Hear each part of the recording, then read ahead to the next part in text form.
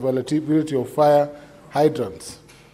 3, whether the county government of Kisumu has identified and mapped high-risk fire zones and the fire prevention sensitization programs or zoning enforcement measures, if any, that are in place. 4, whether the county government has engaged in partnership with the national government, humanitarian actors, or the private sector to strengthen fire disaster response capacity. And lastly, the status of integrating informal settlements into broader urban planning, safety, and disaster management strategies for the county in line with the requirements of the Urban Areas and Cities Act. Mr. Speaker, my second statement is on grounded motor vehicles and machineries in the county government of Kisumu. Mr. Speaker, I rise pursuant to Standing Order 51 to seek a statement from the Standing Committee on Finance and Budget on the matter of county-wide concern regarding the considerable number of defective and unserviceable motor vehicles and machinery left grounded in parking yards for extended periods of time by the county government of Kisumu. Mr. Speaker, a review of the Kisumu County Executive's fleet shows that numerous defective and unserviceable vehicles and machinery have remained grounded in parking yards for long periods without disposal, contrary to the Public Procurement and Asset Disposal Act 2015 and its regulations. The county government has also failed to establish a disposal committee or prepare an annual disposal plan for unserviceable, surplus, or obsolete assets. In the statement, the committee should address the following. 1, the reasons why defective and unserviceable motor vehicles and machinery have remained grounded in the county executive's parking yards for prolonged periods without being disposed of in accordance with the Public Procurement and Disposal Act 2015. 2, the measures the county government of Kisumu has taken to establish a disposal committee as prescribed under the Public Procurement and Asset Disposal Act 2015. 3, the reason for the county government's failure to prepare an annual disposal plan for unserviceable, obsolete, or surplus vehicles and machinery as required by Regulation 176(1) of the Public Procurement and Asset Disposal Regulations 2020. And lastly, the timeline for the disposal of the grounded vehicles and machinery and the measures to be put in place to prevent a recurrence of such inefficiencies in the future. My last statement, Mr. Speaker, is on the quality and safety of animal feeds sold in Kisumu County. This is the last one. Mr. Speaker, I rise pursuant to Standing Order 53(1) to seek a statement from the Standing Committee on Agriculture, Livestock and Fisheries on a matter of county-wide concern regarding the quality and safety of animal feed sold in Kisumu County. Livestock mortality and reduced productivity have become a significant problem in Kisumu County that has been attributed to the use of counterfeit, contaminated, and substandard feeds. This threatens the livelihood of farmers and the food security of the county. In the statement, the committee should address the following. 1, the number of licensed animal feed distributors and agro-waste outlets operating in Kisumu County, and the specific dates and findings of routine inspections conducted in financial years 2023 to 2025. 2, whether the county government has any laboratory testing capacity or partnership with national agencies such as CALRO or the Veterinary Services Directorate to detect and monitor feed quality, including the presence of contaminants like aflatoxin within the local market. 3, the specific actions taken by the county government, the Kenya Bureau of Standards, KEBS, or Veterinary Directorate against suppliers found selling counterfeit, contaminated, or substandard feeds within Kisumu County, including the number of prosecutions and licenses revoked. 4, the measures put in place to sensitize livestock farmers in the identification of risks and associated with unsafe and regulated feeds, and the mechanisms through which farmers can report suspected cases. And lastly, Mr. Speaker, the actions being taken, including regulatory, administrative, or legislative interventions within Kisumu County, to implement and ensure full protection of farmers and livestock-dependent households against ongoing threat of feed-related contamination and financial loss. Thank you, Mr. Speaker. Senator from Busia County, Senator Omtata. Thank you, Mr. Speaker, sir. I have 4 statements. I request to read all of them together. My first statement is on the plight of contractual teachers serving in northeastern Kenya. Mr. Speaker, sir, I rise pursuant to Standing Order 53 Clause 1 to seek a statement from the Standing Committee on Education on a matter of nationwide concern regarding the plight of young contractual teachers serving in northeastern Kenya and the challenges they face in their quest for absorption into permanent and pensionable PNP employment under the Teacher Service Commission, the TSC. Mr. Speaker, sir, young contractual teachers deployed in northeastern Kenya, despite sustaining education in this hardship region, continue to face grave injustices, including a lack of formal contracts, job insecurity, unequal pay, poor working conditions, delayed salaries, and career stagnation. Many have served diligently for years without appointment letters, are excluded from allowances and trainings, work under insecure conditions without adequate support, and suffer mental and emotional strain. The Teacher Service Commission has failed to formally recognize their existence, despite records confirming there are more than 300 contractual teachers deployed in the northeastern and coast regions. These practices breach the Employment Act, the Teacher Service Commission Act, and the Constitution of Kenya, thereby undermining their right to fair labor practices, equality, dignity as provided for under Articles 27 and 41 of the Constitution.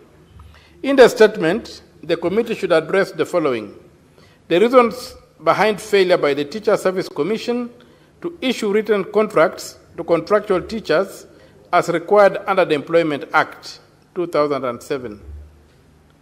2. The measures in place by the Teacher Service Commission to guarantee equality in pay, allowances, training opportunities, and career progression between contractual and permanent teachers performing similar work. 3. The steps taken by the Ministry of Education to ensure that contractual teachers deployed in hardship areas are provided with adequate security, logistical support, and psychosocial services. 4. Timelines within which the TSC intends to develop and implement a clear, transparent, and consistent policy for absorbing contractual teachers into permanent and pensionable terms of service. 5. The accountability measures to be taken against the Teacher Service Commission leadership for denying the existence of contractual teachers despite the existence of evidence of their deployment. Senator Omtato Koiti, MP, Senator from Busia. My second statement is on the plight of the staff engaged through the Global Fund to support the tuberculosis TB program. Mr. Speaker, sir, I rise pursuant to Standing Order 53, Clause 1, to seek a statement from the Standing Committee on Health on a matter of nationwide concern regarding the plight of the staff under the Ministry of Health who are engaged through the Global Fund to support the tuberculosis program. Mr. Speaker, sir, in 2009, the Ministry of Health, with support from the Global Fund, engaged Human Resource for Health, brackets, HRH officers, mainly medical laboratory technologists and clinical officers, on annual contracts to strengthen Kenya's tuberculosis response, with a clear commitment that they would be absorbed into permanent and pensionable terms once donor support ended.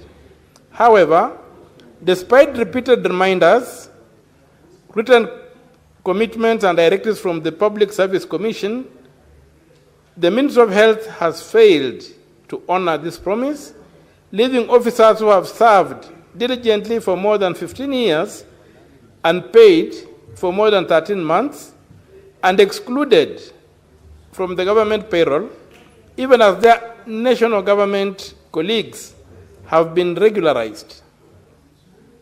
This neglect not only amounts to a grave injustice against dedicated health professionals, but also threatens the continuity of essential TB services that are a matter of urgent public health concern. In the statement, the committee should address the following. 1. The concrete measures the Ministry of Health has undertaken to honor its commitment to absorb the Global Fund-supported TB program staff into permanent and pensionable terms of service as per the Public Service Commission directives. The reasons the Ministry of Health failed to implement its own directives of 2nd July 2025, requiring the inclusion of these officers on the government payroll, outlining the steps being taken by the Ministry to settle the accrued salary arrears owed to the affected officers, some of whom have gone without pay for more than 13 months. The budgetary provisions within the Ministry of Health and the National Treasury that guarantee the continued employment and remuneration of these officers from 1st July 2025 onwards. The government's overall policy and long-term framework for absorbing donor-supported health workers, not only in the TB program, but also in HIV, malaria, and other critical health initiatives to ensure sustainability, equity, and accountability in the health sector. Senator Omtato Koiti MP, Senator from Busia County. My third statement is on claims of corruption, abuse of office, and endangerment of public safety at Mbagathi County Referral Hospital. Mr. Speaker, sir, I rise pursuant to Standing Order 53, Clause 1, to seek a statement from the Standing Committee on Health regarding claims of corruption, abuse of office, and endangerment of public safety at the Mbagathi County Referral Hospital. Mr. Speaker, sir, the Mbagathi County Referral Hospital, established in 1956 and being regarded as a lifeline for the poor and vulnerable in Nairobi and beyond, is today plagued by gross mismanagement and systemic rot that gravely compromise patient care and staff safety.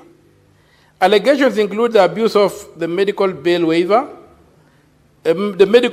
facility, where facilitation fees are extorted from indigent patients, intimidation and threats against staff and whistleblowers, some of whom have died under mysterious circumstances, and the illegal collection of parking fees whose revenues are reportedly diverted for personal gain. These malpractices not only exploit vulnerable patients and instill fear among staff, but also amount to the misappropriation of public resources in violation of the Constitution, the Public Finance Management Act, and the Leadership and Integrity Act. In the statement, the committee should address the following. 1, alleged abuse of the medical bill waiver facility at the Mbagathi County Referral Hospital, including the involvement of the hospital staff management in the said malpractice. 2, the veracity of allegations of threats and intimidation against staff and patients and their families, and indicates the measures in place to guarantee the safety and protection of whistleblowers. 3, an audit of collection of parking fees at the said hospital, determining whether the process was followed whether due process was followed in the introduction of the charges, and clarify how the funds collected are utilized. 4, the mechanisms the Ministry of Health has put in place to monitor and ensure the proper administration of the medical bill waiver facility in public hospitals across the country. Whether the ministry conducts regular audits and inspections of public hospitals, specifying when the Mbagathi County Referral Hospital was last audited and inspected. My final statement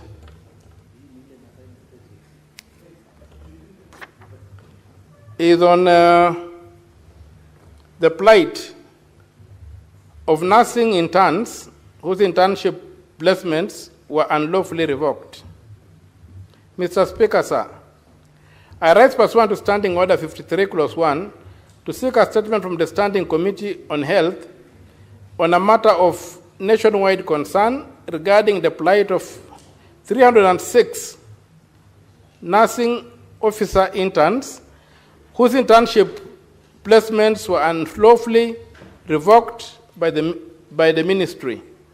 Mr. Speaker, sir, on 30th June 2025, the Cabinet Secretary for Health, the Honorable Aden Duale, posted over 6,000 medical interns, including 2,098 nurses, who reported their stations.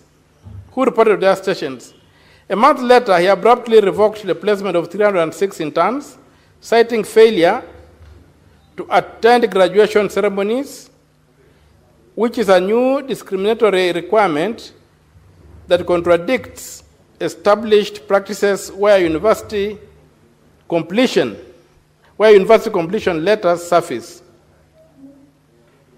Internship is a statutory requirement, and the 306 interns had already been verified by their universities, the Nursing Council of Kenya, and the Ministry of Health. Yet their placements were cancelled without prior notice, explanation, or hearing, thereby raising concerns of non-compliance with constitutional provisions on fair administrative action as provided for in Article 47 and 232, as well as the Fair Administrative Action Act of 2015, and the right to education. The decision has tendered them jobless, denied them the opportunity to obtain practicing licenses, and further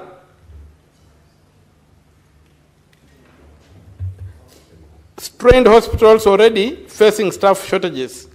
In the statement, the committee should address the following: the legal or policy framework that informed the revocation of internship placements for the 306 nursing officer interns, and the basis for introducing graduation attendance as a new eligibility requirement. Whether the Ministry of Health consulted the Nursing Council of Kenya, universities, or other stakeholders before making the decision, and indicate the legal requirement for internship under the Nursing Council of Kenya Act. Whether the said interns had successfully completed their degree requirements and were issued with Senate-approved compliance letters, as well as the support being provided by universities to their graduates affected by the revocation. 4, measures being taken to reinstate the affected interns to protect their continued constitutional rights, and whether the Ministry of Health will compensate them for the professional harm suffered due to the revocation. Omtato Koiti MP, Senator from Busia. Thank you, Mr. Speaker, sir. Statements pursuant to Standing Order 56(1)B. The Chairperson, Standing Committee on Energy. Yes, on energy. Yeah. Mr. Speaker, sir, I rise pursuant to Standing Order 56-1B to make a statement on the activities of the Standing Committee on Energy for the third quarter of the fourth session, covering the period commencing 1st May to 31st August 2025. Sir, during the period under review, the committee held a total of 23 sittings. Attached to this statement is a schedule of the legislative business considered by the committee. Mr. Speaker, sir, during the period under review, the committee considered and concluded 5 statements, and 7 statements are pending consideration by the committee. Responses on the pending statements have been forwarded to the relevant senators and are awaiting consideration by the committee. The committee has initiated a bill, the Energy Amendment Bill 2023, Senate Bill number 11, to amend the Energy Act 2019 to delete Section 223, which prohibits public entities, including county governments, from imposing levies on public energy infrastructure without approval by the Cabinet Secretary. Mr. Speaker, so number 5, the committee has initiated an inquiry into the oil spill at Thange ward following reports of increased cases of diabetes, liver and kidney diseases among residents after the 2015 spill from a Kenya pipeline company pipeline. It resolved to form multi-agency task force to investigate and report within 30 days. The committee also directed the Cabinet Secretary, Ministry of Health, to issue a statutory notice to KPC under Section 118 of the Public Health Act, requiring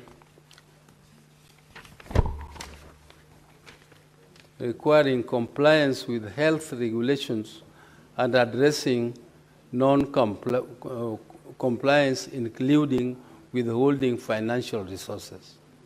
Mr. Speaker, sir, on an inquiry regarding the handing over of a mass cooking gas handling facility to Ashrami Energy, the committee is reviewing the Ministry of Energy and Pipelines legal compliance and seeks clarification on specific legal provisions used. It will meet with the National Treasury to confirm if all public-private partnership requirements were met. Mr. Speaker, sir, during a county visit to Mombasa, the committee engaged with the Kenya Maritime Authority on maritime oil pollution risks from tanker ships, inspecting oil routes and the port. The committee noted 500 tank trips annually, transporting 500 million tons of oil. The committee urged stronger environmental management enforcement and coordination to prevent and respond to pollution. Mr. Speaker, sir, the committee conducted a county visit to Kisumu.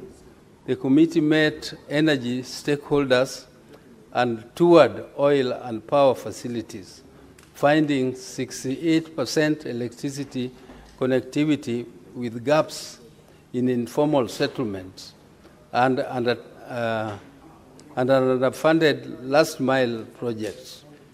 High street lighting costs and slow solar conversions due to budget limits were noted, along with delays in devolving petroleum station licensing and security concerns on Nkrumah Road near Kenya Pipeline Depot.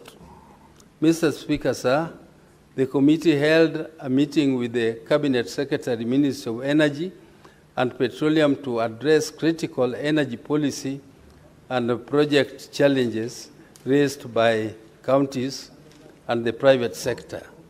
Key issues included street lighting, arrears, delayed energy subsidies, public-private partnership risks, nuclear feasibility, nuclear energy feasibility, and flagship projects like South Lokichar. The committee also discussed concerns over Kenya Pipeline partial privatization and potential Ruby's acquisition of National Oil Corporation of Kenya.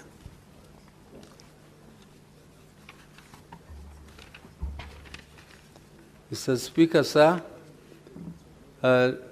in the previous session, the committee concluded an inquiry into the supply and delivery of smart meters.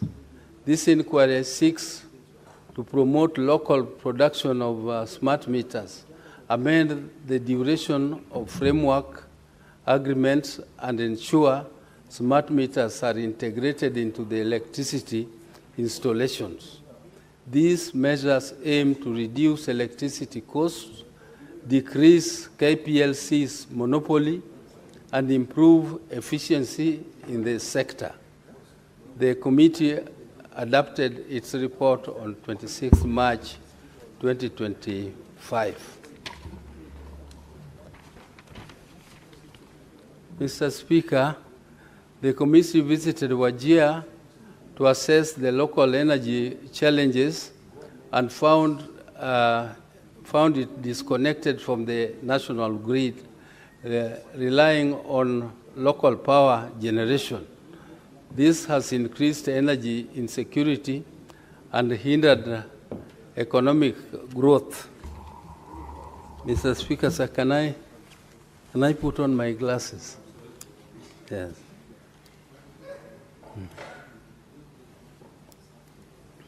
Let me see if it can help. This has increased energy insecurity and hindered economic growth. The committee recommends to the Ministry of Energy and Petroleum to prioritize off-grid marginalized counties like Wajir in future power transmission projects to ensure equitable electricity access. Mr. Speaker, sir, in the coming quarter, the committee will conclude on its inquiry into the 2015 Kenya Pipeline Company oil spill into Ribathange and the inquiry into the transfer of gas mass handling facility at to Ashrami Energies under a 31-year lease agreement. The committee will meet the Ministry of Energy to review plans for distributing LPG cylinders and accessories to 9.6 million low-income households and public facilities, noting missed targets in 2023-2024, especially in informal settlements and public schools. 14, the committee is planning a county visit to Siaya to assess the proposed nuclear energy plant site, part of Kenya's pursuit of nuclear power as a suitable long-term energy source following earlier feasibility studies in Kilifi. Mr. Speaker, sir, I wish to thank your office for the support accorded to the committee in undertaking its work. I also wish to acknowledge the Secretariat support that the committee has received from the Office of the Clerk. Lastly, I wish to commend the members of the committee for their commitment, diligence, and dedication to work and mandate of the committee. Thank you, Mr. Speaker, sir. The Chairperson, Standing Committee on Finance and Budget. Honorable Senator for Mombasa. Thank you, Honorable Speaker. I stand in for my chair, Senator Roba, who has a problem with his vocals. Mr. Speaker, sir, I rise pursuant to Standing Order number 56(1)B to make a statement relating to the activities of the Standing Committee on Finance Budget for the first quarter of the fourth session, covering the period April to August 2025. During the period under review, the committee held 30 sittings, during which it processed and concluded 31 statements, considered 5 key bills, 4 of which allocate funds to counties to ensure efficient service delivery by devolved units, and tabled 6 reports. Attached to the statement is a schedule of the legislative business considered by the committee and their status. Mr. Speaker, sir, during the period under review, the committee processed and tabled reports on the Division of Revenue Bill 2025, National Assembly Bills number 10 of 2025, County Allocation of Revenue Bill, CARA 2025, Senate Bill number 9 of 2025, Equalization Fund Appropriation 2025, Senate Bill number 7, Bills number 7 of 2025, County Government's Additional Allocation number 2 Bill 2025, Senate Bills number 8 of 2025, and County Wards Equitable Development Bill 2024, Senate Bills number 20 of 2024. Mr. Speaker, sir, further, the committee held joint sittings with the National Assembly Departmental Committee on Finance and National Planning to undertake the approval hearing of Mr. Pius Angasa for appointment as a member of the board of the Central Bank of Kenya, which report was approved by this House. Mr. Speaker, sir, the committee held a meeting with the Cabinet Secretary, National Treasury and Economic Planning. During this meeting, matters on public debt were discussed, including total public debt, the external debt, domestic debt, and sustainable strategies put in place to reduce the high cost of living in the country. The Cabinet Secretary submitted that as at 30th of June 2025, the stock of public debt was Kenya shillings 11.81 trillion, translating to 67% of the GDP. That the public debt comprises of 6.33 trillion domestic debt and 5.49 trillion external debt. The external debt comprised of 3.05 trillion multilateral debt, 1.11 trillion bilateral debt. China accounts for 0.0653 trillion, that is 59% of the external debt, and of the bilateral debt, and 1.32 trillion commercial debt.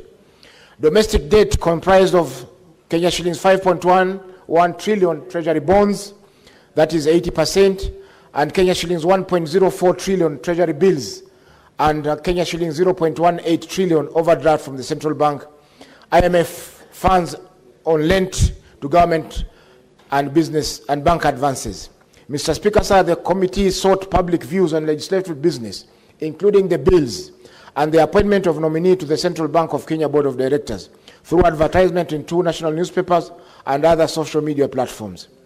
Mr. Speaker, sir, in processing the statements, the committee followed the newly agreed upon mechanism of presenting the senators with responses as soon as they are received from the relevant stakeholders. The senator is required to indicate any issues that require clarification within 14 days. Otherwise, the statement is deemed concluded. A list of statements processed by the committee is annexed to this statement. Mr. Speaker, sir, during the period under review, the committee undertook 2 county visits to Kitui County to deliberate on the status of pending bills in Kitui County, and to Kisii County to deliberate on the status of pending bills in Kisii County. Alleged alteration of the county executive budget by Kisii County government and the financial management in Kisii County government. Mr. Speaker, sir, during the review of bills, the committee noted significant duplication and repetition in a number of bills, such as the County Government Additional Allocation Bill, National Assembly Bills number 2 of 2025, with similar provisions as the County Government's Additional Allocation number 2 Bill 2025, Senate Bills number 8 of 2025. B, the County Government's Revenue Raising Process Bill, National Assembly Bills number 11 of 2023, and are similar to the county government's revenue raising process bills, Senate Bills number 22 of 2023. This was a bill, I think, by the majority leader of the Senate. Number C, the Equalization Fund Appropriation Bill 2025, National Assembly Bills number 21 of 2025, similar to the Equalization Fund Appropriation Bill number 2025, Senate Bills number 7 of 2025. Number D, the Public Finance Management Amendment number 3 Bill, National Assembly Bills number 44 of 2024, and are bills with similar provisions contained in the Public Finance Management Amendment Bill, Senate Bills number 40 of 2023. This was a bill by Senator Hamida Kibwana, which has since stalled, Mr. Speaker, sir. E, the Public Finance Management Bill number 2, Amendment number 2 Bill, National Assembly Bills number 26 of 2024, which has similar provisions as contained in the Public Finance Amendment Bill 2024, Senate Bills number 27 of 2024. Number 12, the committee held a meeting with the Senate Majority Leader, and it was recommended that all amendments to the PFM Act be consolidated into one bill. The committee will submit a report on the PFM amendment bills recommending consolidation of the bills. The committee recommends that the leadership of the Senate and the National Assembly consider establishing a well-coordinated process between the two houses of Parliament to avoid duplication of bills. Mr. Speaker, sir, in the fourth quarter of this session, the committee is scheduled to process the county government's equitable share cash disbursement schedule for the financial year 2025-2026, a notice of which was given yesterday. Number 2, the Public Finance Management Bills, Public Procurement and Asset Disposal Amendment Bill, National Assembly Bills number 48 of 2024, the Public Audit Amendment Bill, National Assembly Bill number 4 of 2024, and the Kenya National Council of Population and Development Bill, National Assembly Bills number 72 of 2023. The committee will also consider reports of the Control of Budget on the implementation of the government's budget, meet with the various county executives to consider issues relating to pending bills in county governments, and finalize the consideration of the Senate resolution on level of the public debt in Kenya. Mr. Speaker, sir, I want to take this opportunity to thank the Office of the Speaker and the Clerk for the support they have given to the committee, and also to the committee members for their dedication in enabling this committee to undertake its work. Mr. Speaker, sir, I thank you. Thank you. The Chairperson, Standing Committee on Health and... Yes. Standing Committee on Health. Yes, thank you very much, Honorable Speaker.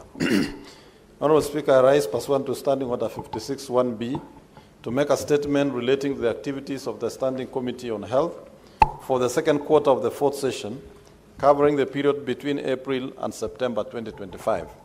Honorable Speaker, during the period under review, the committee held 29 sittings, during which it considered 3 bills, 2 petitions, and 28 statements, held 6 county visits, and followed up on the implementation status of one of the Senate resolutions. In the reporting period, the committee considered stakeholder submissions for 3 bills and conducted considerations of 2 of the bills and tabled its report. During the same period, the committee considered 2 public petitions whose consideration is ongoing. Honorable Speaker, the committee also sought reports on the issues raised in statements and received 33 responses, which were submitted to the senators who had sought the statements. In instances where responses were found to be insufficient, the committee sought supplementary information from the concerned stakeholders. Honorable Speaker, further pursuant to the provision of Standing Order 2284 of the Senate Standing Orders, the committee sought a report from different stakeholders on the implementation status of the report on the petition of the management and use of Kenyatta University Teaching, Research and Referral Hospital by the medical students of Kenyatta University.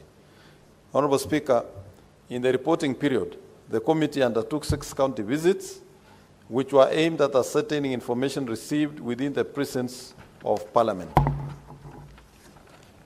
The specific objectives of the engagements, Honorable Speaker, are to visit select healthcare facilities in order to assess the state of the quality of infrastructure, facilities, hospital equipment, and provision of emergency services. 2, the availability of requisite health care personnel and the challenges these counties face in regard to healthcare workers. 3, the availability of drugs and medical supplies in healthcare facilities in the counties.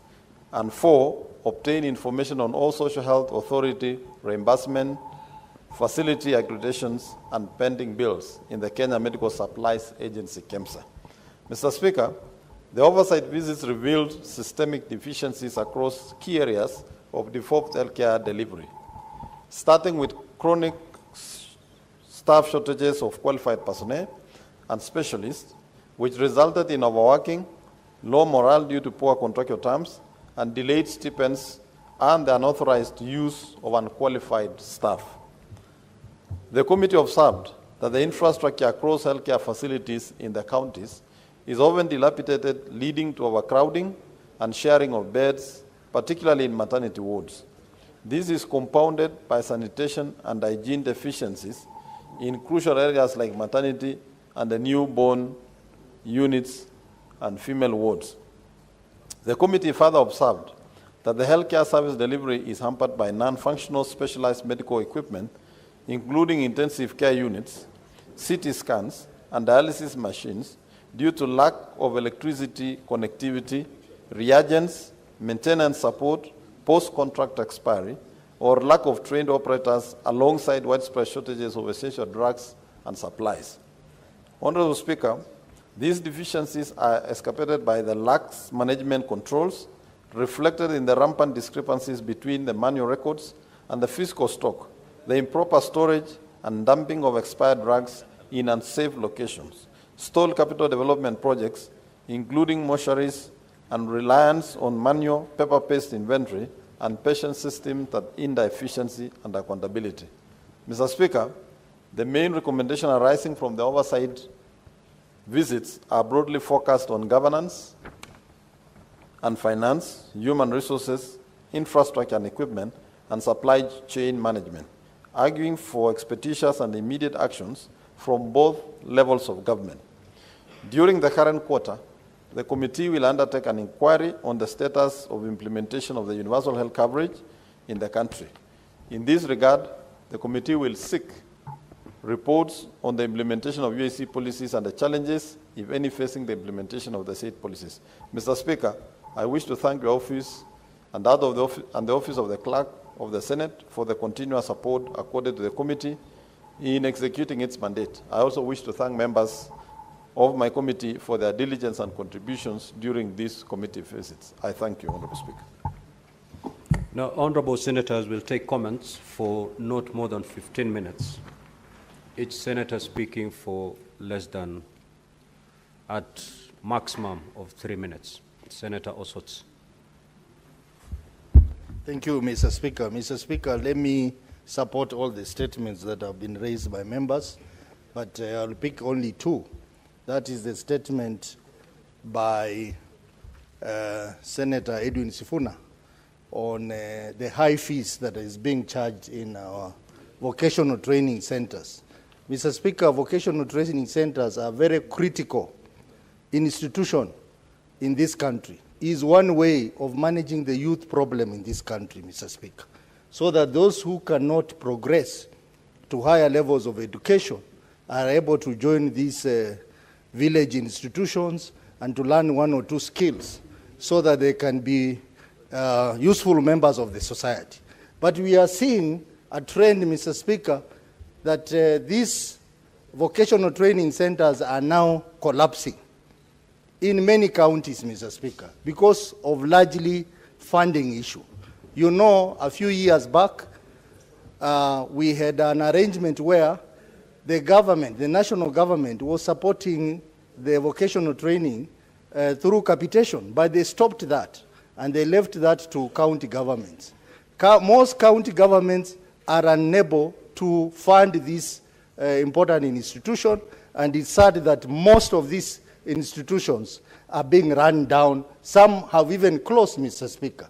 So I think even when they talk about raising the fees, I think that is even going to make the situation worse, because most of the students who go to this institution are not able to pay. They are not able to pay that money. In fact, fees payment is one of the problems in this institution.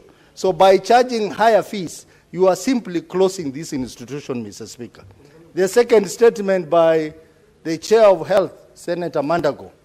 I think one of the good things I've seen the Committee of Health has done is to visit, make oversight visit to referral hospitals across the county, Mr. Speaker.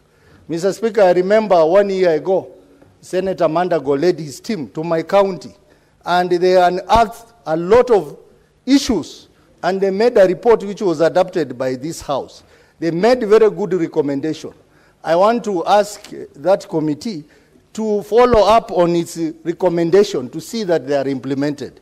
Because since you left, Senator Mandago, the hospital has reverted back to the bad manners that were there before you came.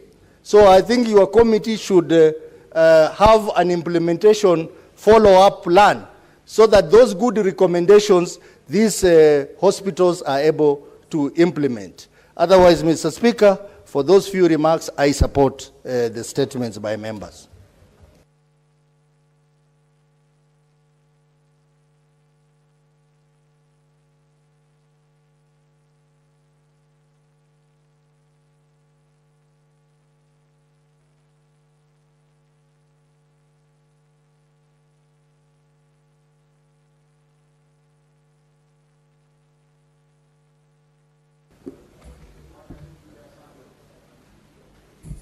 Senator Mungatana.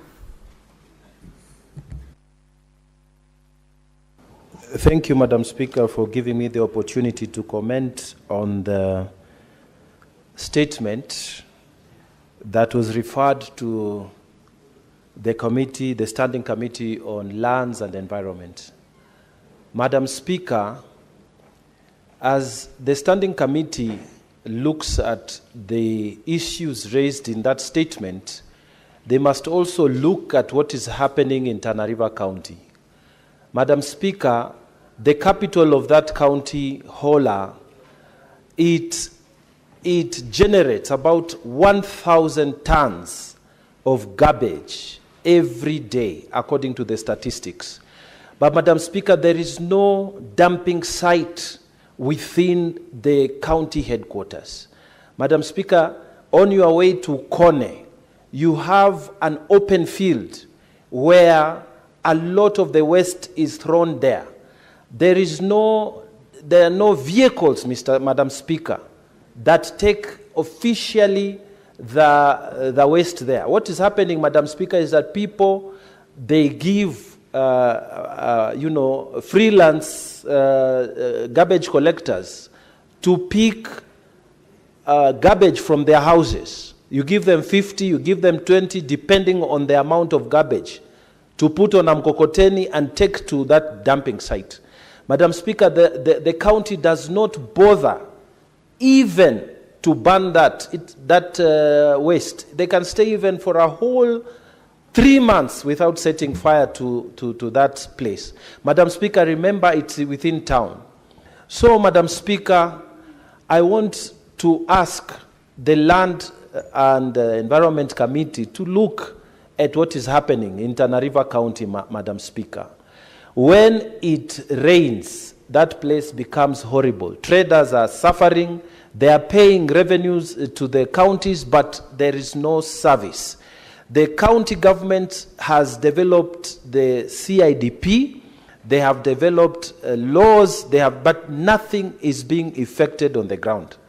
Madam Speaker, can you imagine, with a budget on the Climate and Environment Department going as high as 340 million, there is nothing on the ground. And not to mention all the other towns, smaller towns and sub-counties. No dumping site, no proper disposal of waste, no plan, Madam Speaker. They just stock. The governor in that county, Madam Speaker, has totally neglected the right to environment, clean and healthy environment for our people. So, Madam Speaker, I am urging the committee to also... Senator Wambua. Thank you, Madam Speaker. Madam Speaker, I rise to comment on the statement made by Senator Tom Ojienda of Kisumu on the lack of a proper mechanism for the disposal of broken down motor vehicles and other movable assets in Kisumu County. Madam Speaker, I want to congratulate Senator Ojienda for bringing this statement, but hasten to her that, Madam Speaker, perhaps the Senator may need to do a motion so that this Senate can pass a resolution on how to deal with these broken down and grounded vehicles that are to be found in every parking yard of every county government headquarters and county offices. Madam Speaker, in fact, the matter has become so serious that in some counties, you will find there are more grounded vehicles than the ones that are serviceable. Now, it gets worse, Madam Speaker, that even those vehicles that are grounded and in parking yards, that have now become the breeding grounds for mosquitoes and other rodents, those vehicles are actually being insured by county governments. So you find a motor vehicle has broken down for 2-3 years, it's in the parking yard, but the county governments are still taking advantage, insurance covers for those vehicles.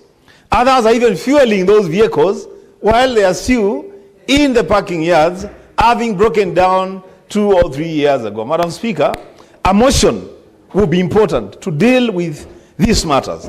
I say this, Madam Speaker, because in most cases, what happens is that you find a motor vehicle as just a battery that has gone flat or a tire that has burst.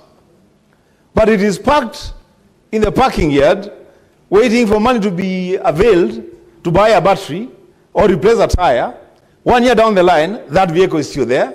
2 years down the line, it is still there. Then it is vandalized. It becomes a breeding ground, Madam Speaker, for rodents.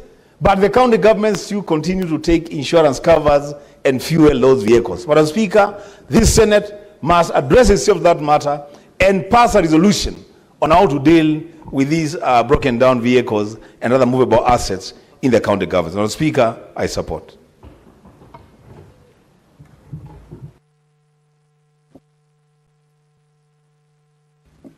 Senator Cherarke. Thank you, Madam Speaker. Mine is on the issue of Global Fund staff.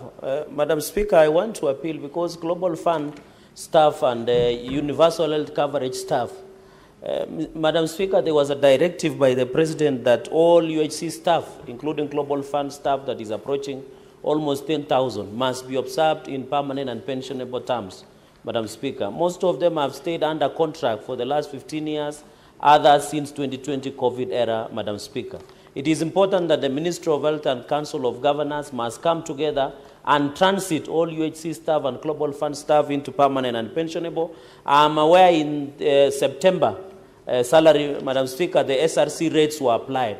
So it is important that they must be transited into permanent and pensionable so that they can plan their lives, Madam Speaker, and continue to serve our people the way they have done. Madam Speaker, finally, on the issue of motor vehicles, I agree that when you walk around our counties, and even both national and county governments, there are so many junkyards. Madam Speaker, in fact, in my county, my governor has become very innovative by leaving the broken down vehicles and doing a car hire of 42 million Kenyan shillings, Madam Speaker. Yet when you go to the car yard in Kapsabet, it's only a bolt, a tire burst, a battery gone flat, Madam Speaker. So he has decided, let me leave these vehicles who could be fixed and do a car hire of 42 million shillings, Madam Speaker, which was reflected on Office of the Auditor General report of 2023-2024, Madam Speaker. And even in terms of hospitals, I have seen the Bagati issue that has been brought by Senator Umtata, Madam Speaker. I would have expected the Chair of Health, unfortunately, has stepped out, that all county hospitals including Bagati, including Kapsapet County Referral Hospital, Madam Speaker, all of them, Madam Speaker, the only thing they do is to receive bodies. They are doing nothing, Madam Speaker. If you go Kapsapet County Referral Hospital, there is no medical services. They just wait people to be pronounced dead, and they are doing nothing about it, Madam Speaker, just the way Bagati is, just the way many hospitals.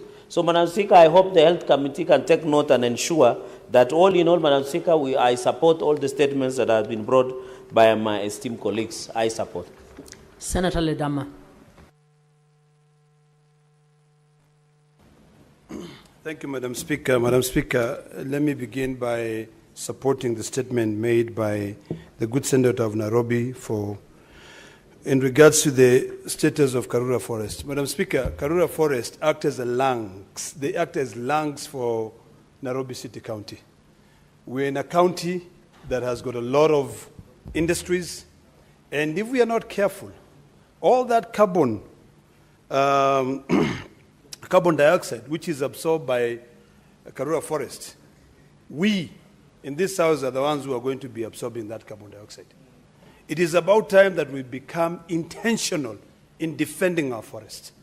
There is this conflict between the Friends of Karura Forest and Kenya Forest Services. And that has all been brought about by a desire to collect so much money and to centralize all revenue collection in e-Citizen. I think there are certain areas we should not go. We should just let the Friends of Karura Forest manage it or find a better way of dealing with that issue, because Karura Forest act as lungs for this city. Madam Speaker, this forest also is home for endangered species. There is an African eagle bird or crown which resides in Karura Forest. If we now grab, and I'm not saying that it's been grabbed, and I'm happy that the court stopped an attempt to grab Karura Forest recently. I'm not saying, but this danger that Karura Forest is facing on a daily basis, we have to be alive to that fact that we leave that forest so that we can be able to survive.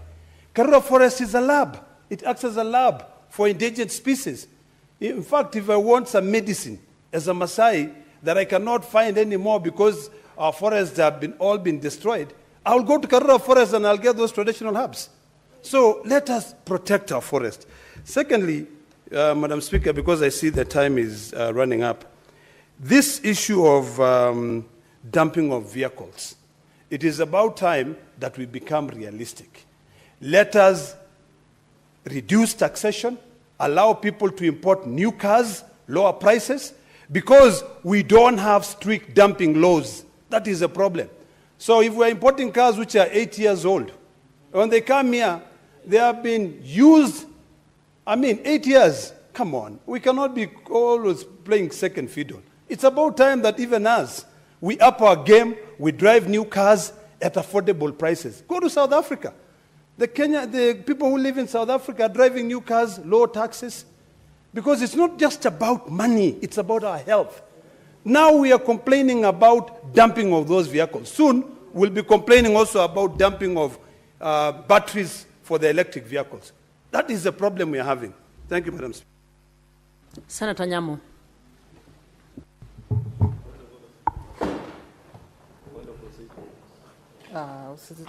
Senator Majority Leader, what is the issue? Apologies, Madam Speaker. I didn't mean to interrupt my colleague. But when the Speaker rose to guide on this issue of comments, he was very specific that it's 15 minutes. We've done now 18, Madam Speaker. Madam Speaker, there is business substantive that I want to hear about the cash disbursement schedule. It's a very important item to our counties, and it's been pending for a while on the order paper. So I want to kindly indulge you that if possible, stick to the timelines that had been guided so that we transact other substantive business. Honorable Senators, in view of the fact that the time is out, I rule, and in view of the fact that there is other serious business, I wish to ask Senator Nyamu to indulge us and pass.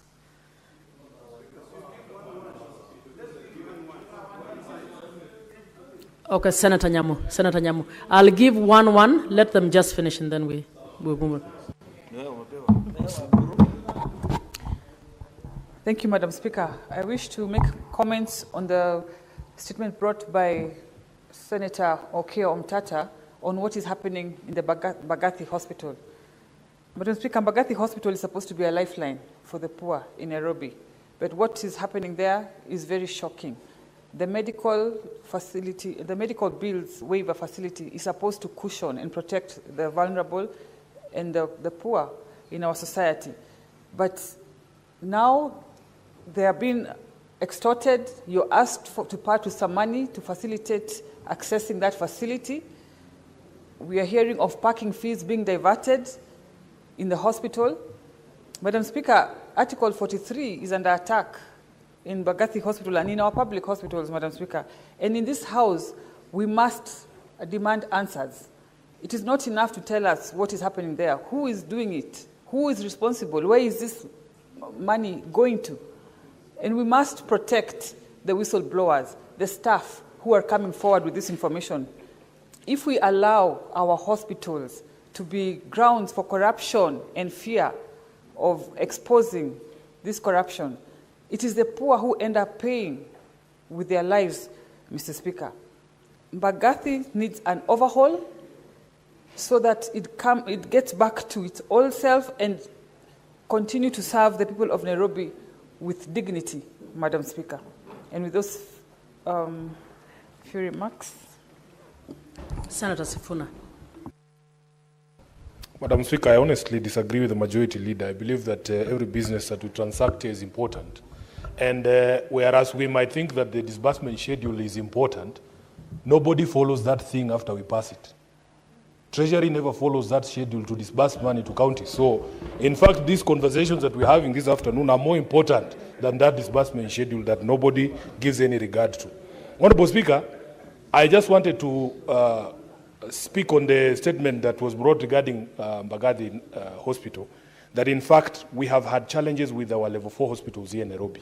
And yesterday when I was reeling off all the pending appearances by the county governor of Nairobi before committees, I spoke about park, education, devolution, all of which we have not been able to get or secure the attendance of a governor. In fact, the County Public Investments Committee that is led by Senator Osotsi had scheduled a meeting on the 17th of September to discuss the level 4 hospitals of Nairobi. And once again, our governor was not available for these conversations. And you can see that the issues are piling up. Lastly, Honorable Speaker, I wanted to just touch on something that was said during debate here yesterday by the Senator of Mombasa. I do not pick any governor for protection, Honorable Speaker. You, as a Speaker of this House, know that Sifuna wears many hats. You should distinguish for the things that I say when I'm speaking as SG of ODM at a rally. That doesn't mean that I am speaking about matters of oversight in Mombasa. I have never said that the governor of Mombasa should not be subjected to oversight. I was speaking at a public baraza in Mombasa in Jomvu. As SG of ODM, I was donned in colors of ODM from top to bottom. And I was saying that the people who are low down in the hierarchy of the party must respect the deputy party leader. That is not to say that I was protecting the governor of Mombasa from oversight. So, as the SG of ODM, I want to call the member of to order, my member from Mombasa who's a senator. That Senator Cherargei, order. Please. Please. We will hear the senator in silence, please. Honorable Speaker, people know I wear different crowns. I am a member of this House. I am a senator. I am a member of the Kenya Moja caucus. I am also an SG. I am a father. I am a husband. When I'm talking about my daughter, surely, you can't bring in issues of Senate and oversight. I can speak as a leader of the community that I come from. That doesn't mean that it is anything to do with oversight. So I want that those comments that were made by the Senator of Mombasa be expunged. Otherwise, I will use my other powers, and he knows me, to summon him for disciplinary proceedings. Thank you, Honorable Speaker. Next order. Order number 8, motion. Implementation of an automated and decentralized certificate of good conduct system in Kenya. Mover to reply.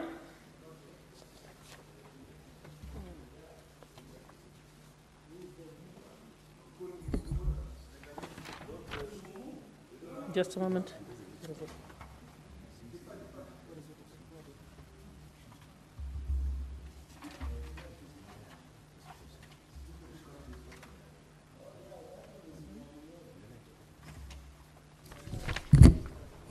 Honorable Senators, I put the question that aware that a certificate of good conduct is a major requirement for Kenyan citizens in accessing employment, business opportunities, and in some instances, financial engagements with financial institutions in Kenya, with the certificate having a validity period of 1 year, concerned that many Kenyans are compelled to travel long distances to access this service, both for the initial application and for any subsequent applications, making the process tedious, time-consuming, and costly.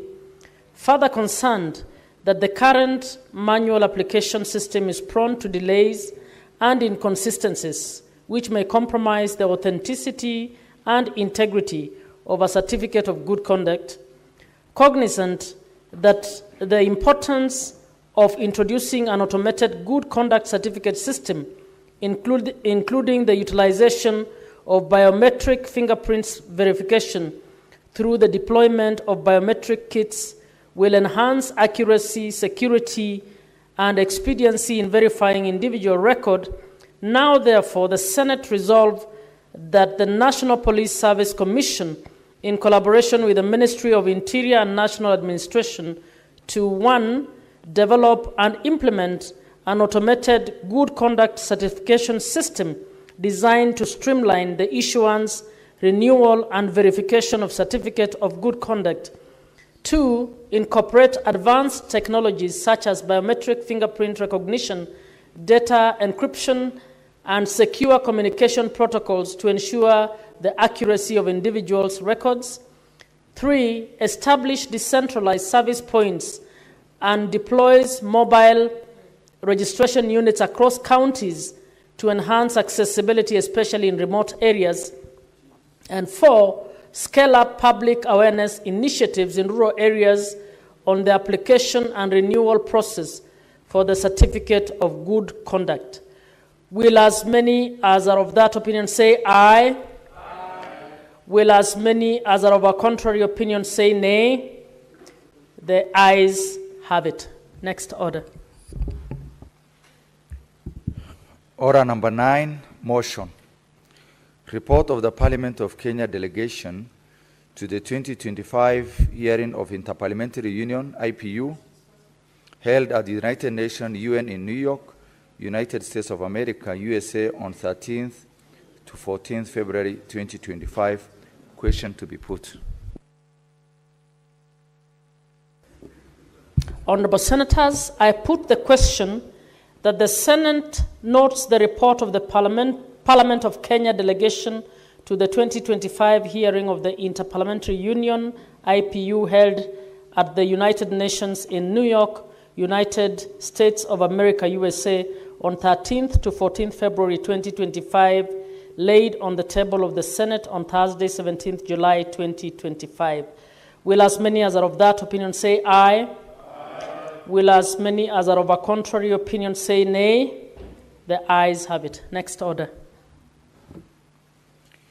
Order number 10, motion. Report of the 67th Commonwealth Parliamentary Association CPA Conference held in Sydney, Australia on 3rd to 8th November 2024. Question to be put. Honorable Senators, I put the question that the Senate notes the report of the 67th Commonwealth Parliamentary Association CPA Conference held in Sydney, Australia on 3rd to 8th November 2024, laid on the table of the Senate on Tuesday, 22nd July 2025. Will as many as are of that opinion say aye? Aye. Will as many as are of a contrary opinion say nay? The ayes have it. Next order. Order number 11, Motion. Report of the Standing Committee on Finance and Budget on the county government's cash disbursement schedule for financial year 2025-2026.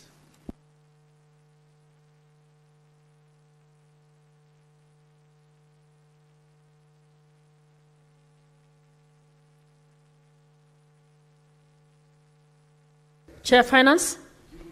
Okay. Speaker. Thank you, Madam Speaker. Before I move, I want to correct, I want to remind my brother, Senator Sifuna, that whatever is said in this House, yeah, and it cannot be a subject of any proceedings in any jurisdiction. Thank you, Madam Speaker. I stand in on behalf of our chair of the Finance Committee, who was in the House but has a problem with his vocals. Madam Speaker, I beg to move that the following motion, that the Senate adopts the report of the Standing Committee on Finance and Budget on the county government's equitable share cash disbursement schedule for the financial year 2025-2026, laid on the table of the Senate on Wednesday, 24th of September 2025, and that pursuant to Section 17(7) of the Public Finance Management Act and Standing Order number 189.3, the Senate approves the equitable share cash disbursement schedule for the financial year 2025-2026. Madam Speaker, the cash disbursement schedule is prepared in fulfillment of the National Treasury's requirement to administer the consolidated fund in accordance with Article 206 of the Constitution. The Treasury is required to pay from the Exchequer account without undue delay all amounts that are payable for public services. Madam Speaker, Section 17(6) of the Public Finance Management Act, Chapter 4 and 2A, provides that the National Treasury shall, at the beginning of every month and not later than 15th day of the commencement of the month, disburse monies to county governments for the expenditure of the following month. It is from this legal provision that the disbursement schedule is presented to the House for approval. This schedule is usually prepared by the National Treasury in consultation with the Intergovernmental Budget and Economic Forum, Economic Council, IBEC. Madam Speaker, the disbursement schedule was forwarded for approval to this House on 4th of September, and this was following the enactment of the County Allocation of Revenue Act, CARA, 2025, which was assented to on the 13th of August, 2025, and given commencement date of 2nd September, 2025. It is critical to note that the passage of the Division of Revenue and subsequently the County Allocation of Revenue Bill paves the way for the preparation of the disbursement schedules. Madam Speaker, the committee had critical consideration of the draft disbursement schedule as presented to the House. It is worth noting that allocation in the schedule is based on the amount of 415 billion shared among the 47 counties as contained in the County Allocation of Revenue Act 2025. This disbursement to each county is exclusively scheduled to be made on the 15th of each month, from the 15th of July 2025 to the 15th of June 2026. This means the amount spread across 12 months of the financial year 2025-2026. Madam Speaker, the month scheduled to have the highest disbursement is April 2026, with a disbursement of Kenya shillings 37.35 billion, representing about 9% of the total equitable share for the financial year 2025-2026 at 415 billion, and the lowest amount is in the monthly of July 2025 of a sum of 32.93 billion. Overall, there are no significant fluctuations from the Kenya shilling 34.58 billion monthly average if the schedule was to be based on equitable monthly installments. Madam Speaker, the committee noticed some sinister motives by the National Treasury towards an adherence to the approved disbursement schedule. National Treasury indicates that the monthly transfers as proposed in the schedule shall be based on the performance of the revenue raised by the national government. This is a clear escape route to continue the unusual underfunding of the counties within the required time of the year. The county equitable share is less than 15% of the overall national government revenues, hence negligible to be seriously affected by the monthly revenue shortfalls. The National Treasury should strictly apply the schedule as approved.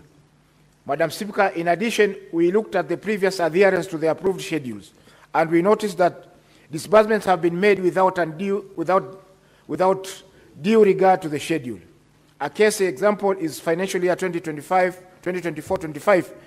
A big chunk of the county's equitable share, approximately 42% of the total Kenya shillings relative 7.425 billion, was disbursed in the fourth quarter of the financial year. That is April, May, and June of the financial year 2024-2025. This backloading of cash disbursement to the fourth quarter runs the risk of slowing down county budget implementation, as the majority of the resources is received at the tail end of the financial year.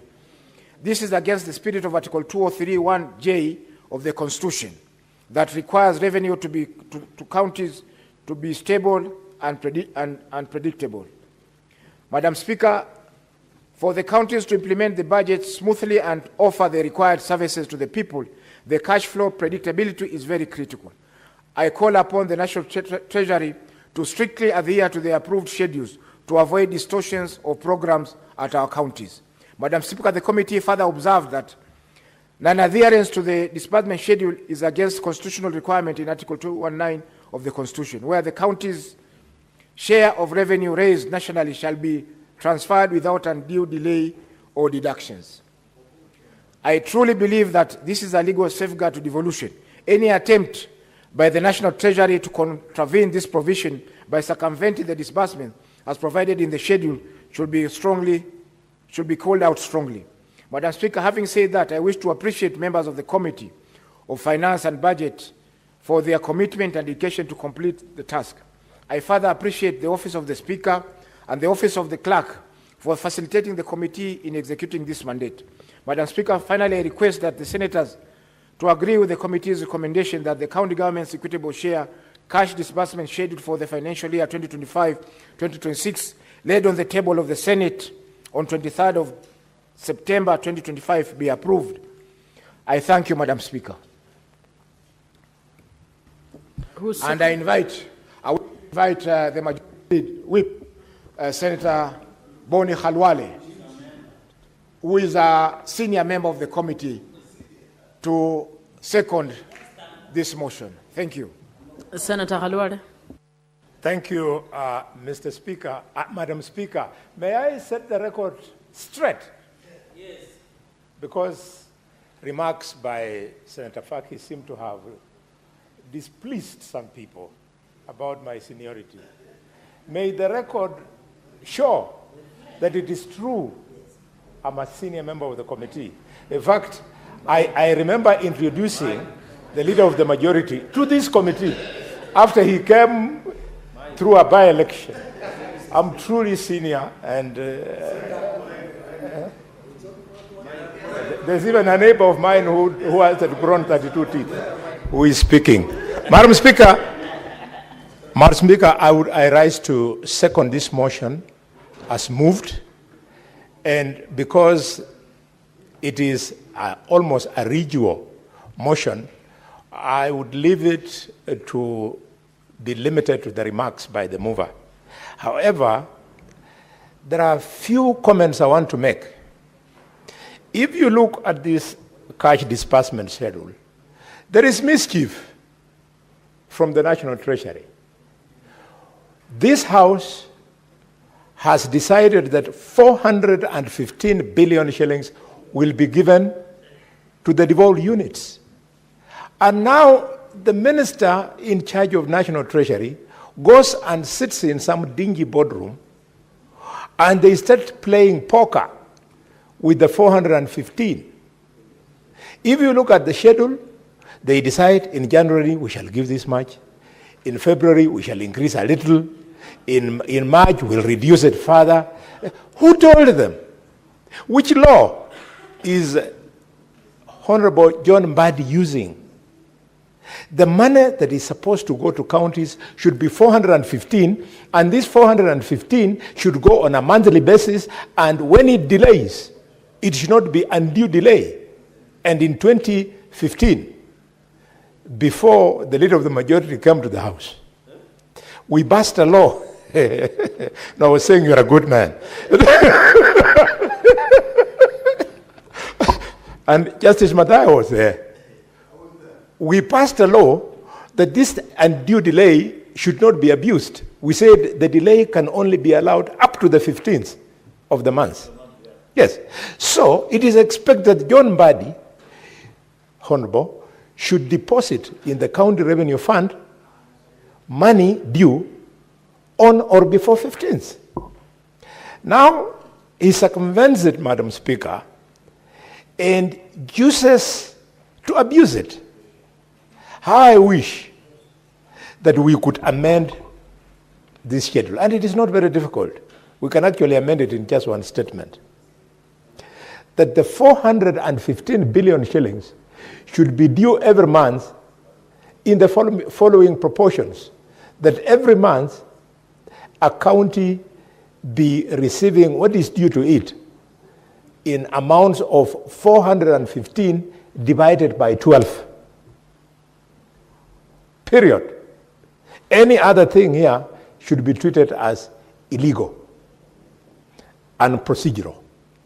And then what's more, we insist that going forward, the minister will have a case to answer should they come to us with any other variation.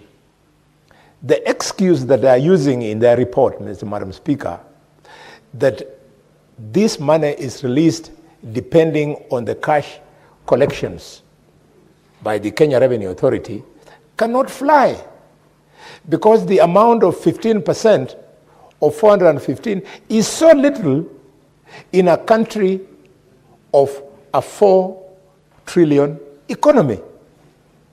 We should not punish the governors in any way whatsoever. We know some of them are crooks, Madam Speaker, and on another day I'm coming to come with the list of the top 10 crooks who call themselves governors.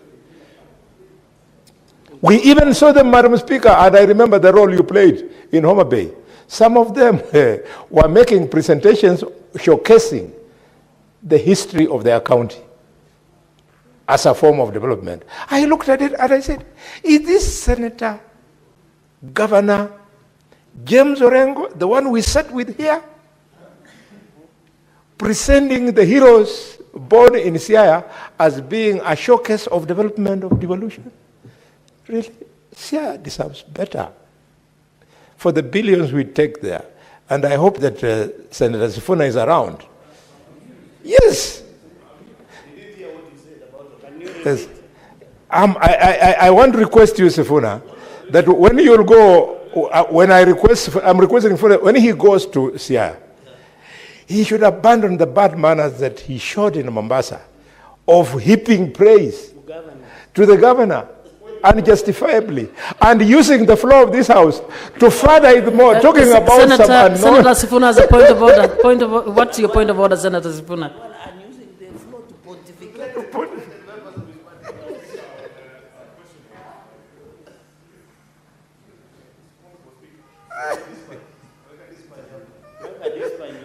Relax, gala. Honorable Speaker, just on a statement of fact pursuant to Standing Order 105, is it in order for Senator Khalwale to make a claim in this House that I went to Mombasa to heap praises on the governor of Mombasa, when, Honorable Speaker, I have taken the time this afternoon to explain to Honorable Khalwale that just as he is a husband of many, I also wear many crowns. I am sure he understands that the way he speaks to his first wife is not the same as what he tells his second wife. I am an SG. I am a senator and a member of this House. I have many crowns. When I am in a political rally that is being organized by my own political party, what Khalwale doesn't know is that the governor of Mombasa is my boss in the party. I don't know which party Khalwale belongs to these days, so he does not understand the hierarchy. So can he, Honorable Speaker, can he please substantiate? I have never been in the habit of heaping praises on fellow men. Honorable Speaker, you know I don't do it. I have a constitutional duty to oversight governors. There is no way I can abandon that duty and heap praises on people. Yeah, for women is allowed. I am a Bukusu man. Senator Khalwale, Senator Sifuna has explained himself. This is the second time that your allegation that he may have put heaped praises on governors in Mombasa intended to suggest that compromise of oversight is mistaken. He has explained the context, and I would wish that you abandon that line of argument. Proceed. Thank you, Madam Speaker. I'm fully guided, and I'm very cautious about Senator Sifuna. I'm also cautious about Senator Omar Hassan, Emeritus.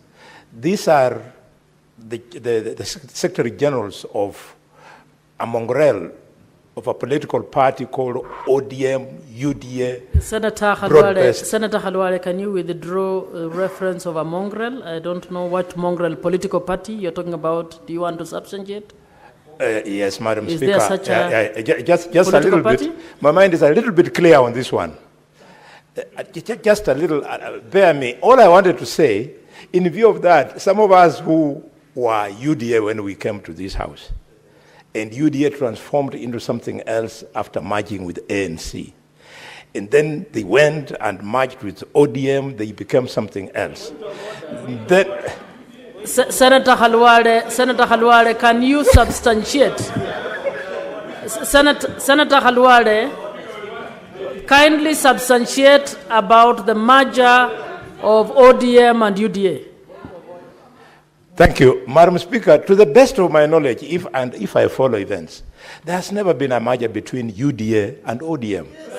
What has actually taken place, and it has been pronounced, is that relationship between UDA and ANC, and immediately after, the thing that was birthed out then went into a relationship to UDM, and that's why I use the English word mongrel. We don't know how to describe the thing that came out. But that being what it may I withdraw by requesting Sifuna, in this case, at the end of the day, maybe it is the Secretary General of ODM who will give me my certificate to run in 2027, or the one of UDA, or the one of the dead ANC, or the one of 4K. So I'm very careful about you guys.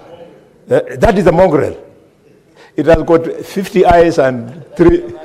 So, Madam Speaker, I was using this just to appeal to Senator, and I've abandoned that line of approach, that even as we go to Siaya is your neighboring, your region of path. You know that the challenges there are shared with the challenges in Kakamega and in Bungoma and Busia, and would be happy to see encouragement being given to the leadership of all these counties so that they can become economically viable. Madam Speaker, I look at this and I see the billions that are going to these counties every month. You look at a county like Kakamega, at no one time will it get less than 1.1 billion shillings every 4 weeks. And when you go to Kakamega and many other counties, workers, employees of the county governments, their salaries have not been paid, Madam Speaker. Why would a governor, knowing that after 4 weeks I'll get 1.1 billion shillings here in Kakamega, not be able to go to the bank, which is at a walking distance from his office, and negotiate for a 2-week overdraft that can allow him to pay salaries smoothly? It's a shame that county government employees are unpaid. They are in salary arrears in most of our counties. I remember, Madam Speaker, when I was a young doctor, I used to be paid 4,770 shillings per month. And there was a time before Honorable Jerarge was born, when his grandfather was the president, and he was unable Madam Speaker, he was unable to pay salaries. So we went without salaries. And I didn't know what to do. So I went to the hospital kiosk and started to negotiate about being given free bread for me to take home. It's not a comfortable thing. People's salaries should, in fact, form the first charge on any expenditure so that people can pay rent, people can meet hospital bills, people can pay school fees, people can take their girlfriends for a treat, and all manner of things that salaries do. What about the wives? What about the wives? Boyfriends, wives? With my many years of experience, I have learned, Mr. Speaker, that there is no self-respecting Luya man who can be taken out by a girl and the girl foots the bill. You cease being, you see, that one we normally leave for our neighbors there in Nandi there.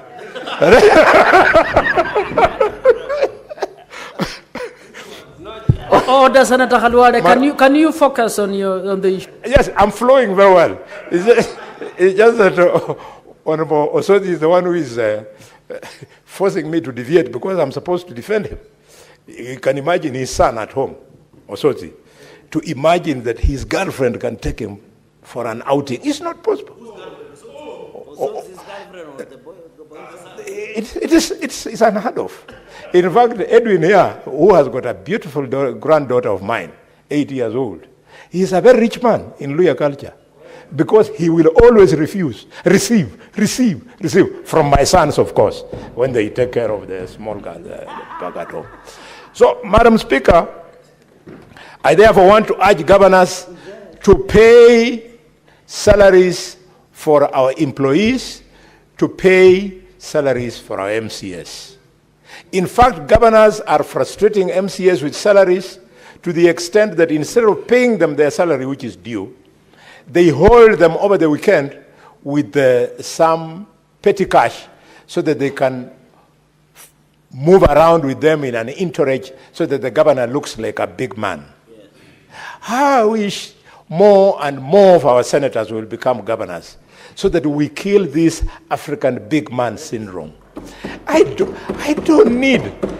In fact, I want my privacy. Why should MCS be following me when I'm the governor of Kakamega? To do what? They should go to their wards and perform while I do my county work. Yes. Madam Speaker, so that nobody in Kakamega listening to me thinks it's a small thing, we have an average of 10,000 employees of the county government of Kakamega.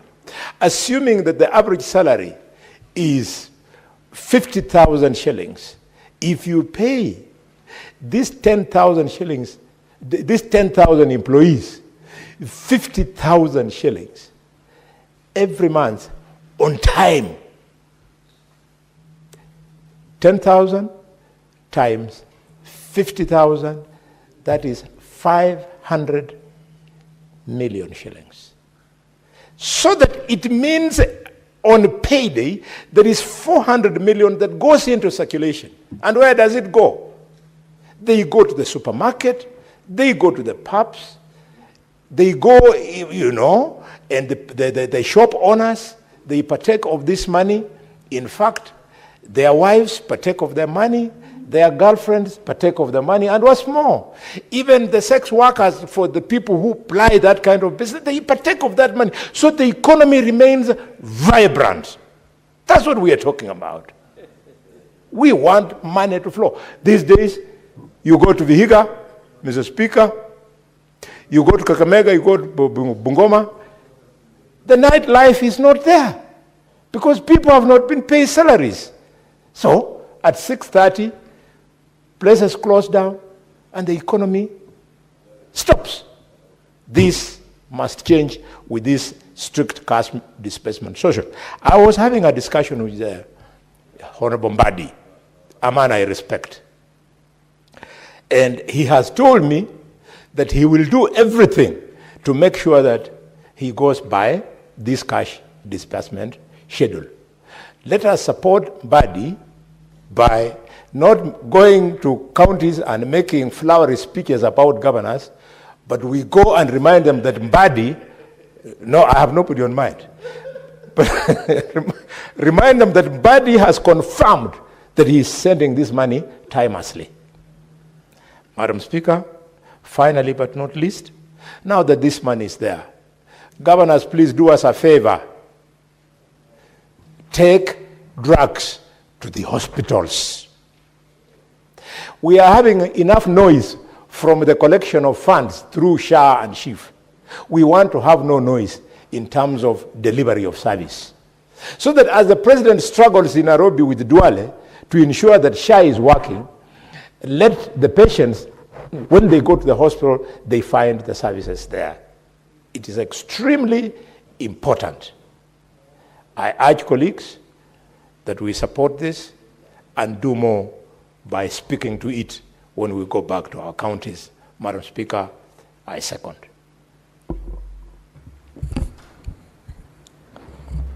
Honourable Senators, I propose the question that the Senate adopts the report of the Standing Committee on Finance and Budget on the county government's equitable share cash disbursement schedule for financial year 2025-2026, laid on the table of the Senate on Wednesday, 24th September 2025, and that pursuant to Section 17(7) of the Public Finance Management Act and Standing Order 189.3, the Senate approves the equitable share cash disbursement schedule for financial year 2025-2026.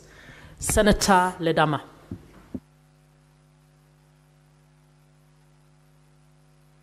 Thank you, Madam Speaker. Madam Speaker, I rise to support this cash disbursement schedule. And as I do so, I think it's important for us to realize that something is amiss with the management of county and national governments in this country.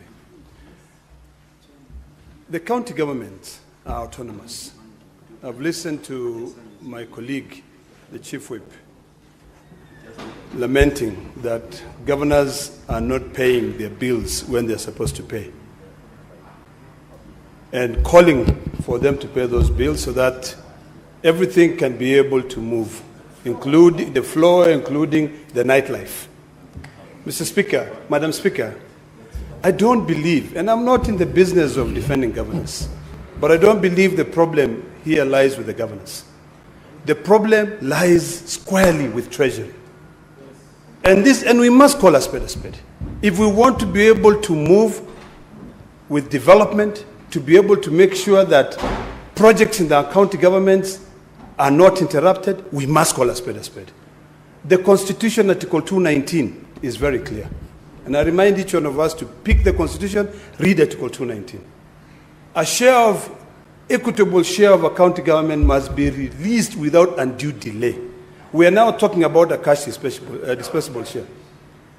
Now, this cash dispensable share, schedule, is very clear. The law says by the 15th of every month, money should be sent to counties. But is that the reality? No, it is not the reality. Our county governments are queuing every day in Treasury, every single day in Treasury, asking for them to be given money. Our county governments are taking loans in commercial banks. And when the next payment is supposed to be dispersed to the counties, it is not dispersed. So it accumulates interest over interest over interest. It's a very shoddy way of managing resources in a country. Madam Speaker, it is about time that we amend the PFM Act. We amend the PFM Act to be in line with Article 219 strictly, and to ensure that this money goes to counties. If we cannot do that because of the excuse given by Treasury that the government is struggling to raise revenue, then when we talk about amending the Constitution, then we also amend the Constitution to ensure that county governments maintain their own source revenue. We have a big fight, and here I want to be very honest. We have a very big fight in terms of procurement in counties. Procurement in counties is supposed to be managed by county governments. I have my views although they could be considered completely unorthodox on this e-procurement business, I completely believe that county government should manage the procurement. The Honorable Mbadi should not be managing the procurements of county governments. He shouldn't. It is quite clear. If you look at Article 6 of the Constitution, Article 176, county governments are autonomous. So the problem that we have is brought about by Section 109 of the PFM Act, where all money collected must be sent to the county revenue fund. And for you to get that money, then we introduce Article 228 of the Constitution, where the controller of budget must now go through and authorize the money that is going to counties. We're here in October now, a few days to October, and we are debating this cash disbursable schedule. And it says that every 15th of the month, that money should be sent. From July 15th, that's what I had, to June 15th. We're in October. What happened to the money for July, August, and now September? You know, we have to look at the systemic issues and deal with them so that we can solve these problems. These reforms, Madam Speaker, are very important. Because today, and I thank the majority leader for saying, let's move, let's get this business out of our order paper. But what happens after we get this business out of our order paper? Will the COB be delaying? Will our county governments be queuing there, waiting to be paid their money? Are we going to be having another bottleneck of e-procurement there? That everybody must subscribe to this, the same problem? In fact, I dare say that we're incubating corruption by delaying the disbursements of funds into counties. Because now, the head of treasury of each county will now decide who to pay and who not to pay.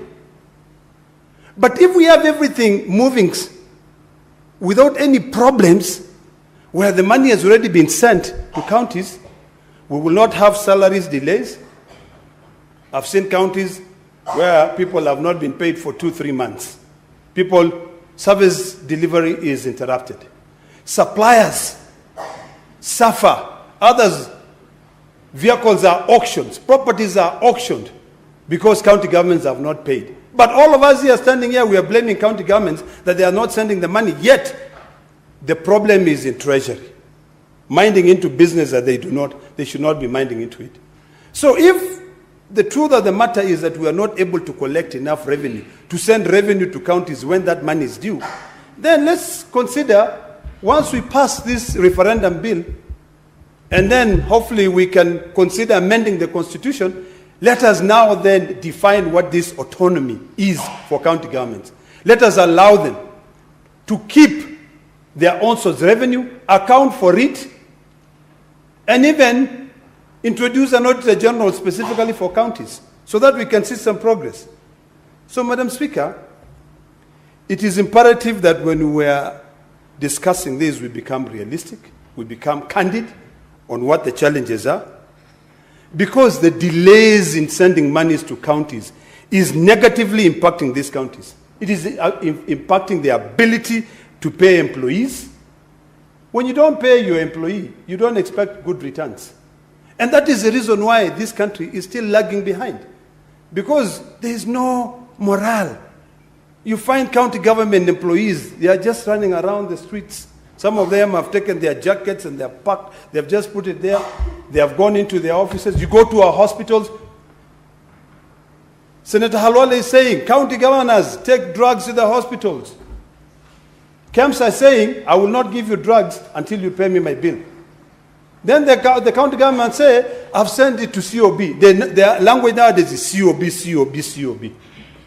In fact, today they are saying, if you go to the COB there, you'll find almost a representative from all the 47 county governments with a cash disbursement schedule, saying, hey, can you please release this money so that we can pay our employees? The issues of pending bills, we can pay our suppliers. The issues of development. Madam Speaker, when you see these reports being issued out by either the COB on the status of development of each county government. There are counties which are rated to be the last. I think Nairobi is one of them. Ask yourself, are we diligent in this disbursement schedule? Are we able to send money so that the execution of this development plan is not interrupted? So, Madam Speaker, as I end, I want to state the following. Number one, the problem is not county governors, and today I will defend them. The problem is Treasury. The problem lies with the Constitution, the interpretation of Article 228 of the Constitution. It also lies with the role of Treasury. It also lies with the challenges that the county governors are facing when it comes to the issue of on-source revenue. That is where the problem is. If governors were able to spend their on-source revenue, the noise will be less, because whatever is raised by the national government would be secondary to what they can be able to collect. We have counties like my county of Narok, where we collect 5-6 billion in the year. If we are allowed to spend that money on source, then the owners will be on our side to be able to prove that the money we've spent diligently, and we paid our suppliers, we paid our employees. But no, all that money must come, because that's what the law says, Section 109 of the PFM Act, and I think Article 217 of the Constitution. All that money must come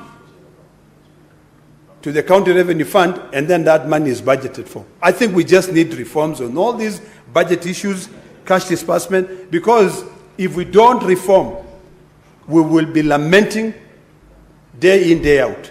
Every single year we'll be sitting here in October, after one quarter has lapsed, to talk about cash disbursement schedule. And the moment we pass it, it will take another fortnight before even the money for this financial year is released. So by the end of the financial year in June, there's a lot of money lying on paper, on COB, on the County Revenue Fund. So no projects will ever be completed. So, Madam Speaker, I support and I hope that the chair of this committee and the Committee on Finance and Budget can actually begin drafting amendments that can assist this country develop. Senator Majority Leader. Mr. Speaker, I rise to, apologies. Madam Speaker, I rise to support this very important motion on the report of our Committee on Budget and Finance. Earlier on, there were comments about who is senior, Madam Speaker, and I agree to the comments made by the Majority Whip, who has since left. But I'd be quick to remind him that I served in this committee for a straight 8 years. I don't think he has served that number of years, Madam Speaker. What is important before, this report is extremely important. And Madam Speaker, why I find it to be important is that it serves as a guide. We may not have achieved, and I agree, I think to Senator Sifuna, somebody said earlier, that we passed this cash disbursement schedule many times. But how comes there's very little compliance to it? But it is not a deterrence for us to still do the right thing. And there's a history, Madam Speaker, as to how we came about this conversation of the cash disbursement schedule. This is something we introduced about 2016 or thereabouts, Madam Speaker, because initially what used to happen, you'd find that counties at the end of the financial year are being lanked by nearly half of what was the equitable share, and they're actually being asked to consume it before the 30th of June, which is the end of a financial year. And that is what arose or led to many, many scandals, Madam Speaker, if you remember the first cycle of governance between 2013 and 2017, because many of them were doing hurried procurements just to fulfill and tick off requirements that they have funds finally in their accounts after waiting, and there was all the messes that we continue to read about up to today. And therefore, this serves as an important guide. It is a true north, Madam Speaker, in terms of shareable revenue to counties. And we must continue to push until such a time, Madam Speaker, where counties will get their funds on time and without undue delay, as expected by the constitutional dictates of our country, Madam Speaker. You know, previously, and I must celebrate this because I remember, I think last year, when we said that it's a good thing, finally, by 30th of June, the National Treasury had submitted every coin that is due. Many people that didn't understand the history again of how equitable share was being sent to counties felt that there's nothing worth celebrating about. But I felt that it is an important achievement because there are times, Madam Speaker, where counties in the month of August and September of a new financial year, Madam Speaker, will still be waiting for the last disbursement of the previous financial year. And that put them in very difficult situation. This problem that we have in the counties of pending bills, Madam Speaker, is on account actually of revenue to the counties that is not sent at the right time, Madam Speaker, or disbursed at the accurate time. Though there are other reasons, but this is one of the main reasons, Madam Speaker, that contributes to actually pending bills accruing. I know that many county governments have since established creative ways, Madam Speaker, of filling the gap, many of which end up costing taxpayers money, additional funds. They have signed, I think, agreements with various banks, KCB, I don't know which one, where at least particularly for salaries, even if there's a delay, they consistently get their salaries. And you have to understand where county governments are coming from. Because if you're a governor and it's 6th, you can't be pushing people to come to work early when you have not paid them their salary, Madam Speaker. It might be true that some of them don't even have fare. So we must continue to push and demand from the National Treasury that with the same seriousness that they treat debt, because I know debt is a first charge on the on account to revenue that has been raised nationally, Madam Speaker, that they must treat cash to our, cash disbursement to our counties with the same level of seriousness, Madam Speaker. Because in any case, the Constitution has already divided these funds between what remains at the national government and what goes to the county governments, Madam Speaker. And it's unfortunate that up to date, Madam Speaker, we have to push and issue statements here, sometimes even threats from Council of Governors for some of these disbursements to be issued, Madam Speaker. I strongly believe, Madam Speaker, that that was not the expectation of our Constitution. Having said that and having explained and appreciated the need for this report, Madam Speaker, there are a few things that I must say about our county governments as well, Madam Speaker. First and foremost, we must continue to be the house that pushes for the realization of the devolution dream in the Republic of Kenya. The Senate is properly placed in this constitutional architecture to be the defenders of the interest of county governments. By the same vein that we are pushing for county governments to be funded, we must continue to speak up against the misuse of public funds in our county governments. Both misappropriation, Madam Speaker, or even misbudgeting and all the malfeasance that we see in many of our county governments, Madam Speaker. We must continue to be the voice of reason in the devolution conversation, because at least the office of the senator in any county government, Madam Speaker, they don't have any other interest other than the interest to ensure that service is delivered to Mwananchi. Many times, Madam Speaker, when senators speak, people either choose to misunderstand us or perceive that there is a specific interest that we are trying to pursue. That is not the case. Many times, I am very clear, Madam Speaker, that when we insist that monies be put to prudent use in our county governments, Madam Speaker, that perhaps maybe we have interest against certain individuals, we are sent by the call of duty to just expect that our county governments will perform in an optimal manner, Madam Speaker. I heard my colleague, Senator Ledama, say that he disagrees with the CS for National Treasury, John Badi, on the directive to county governments on e-procurement. That is a statement of fact.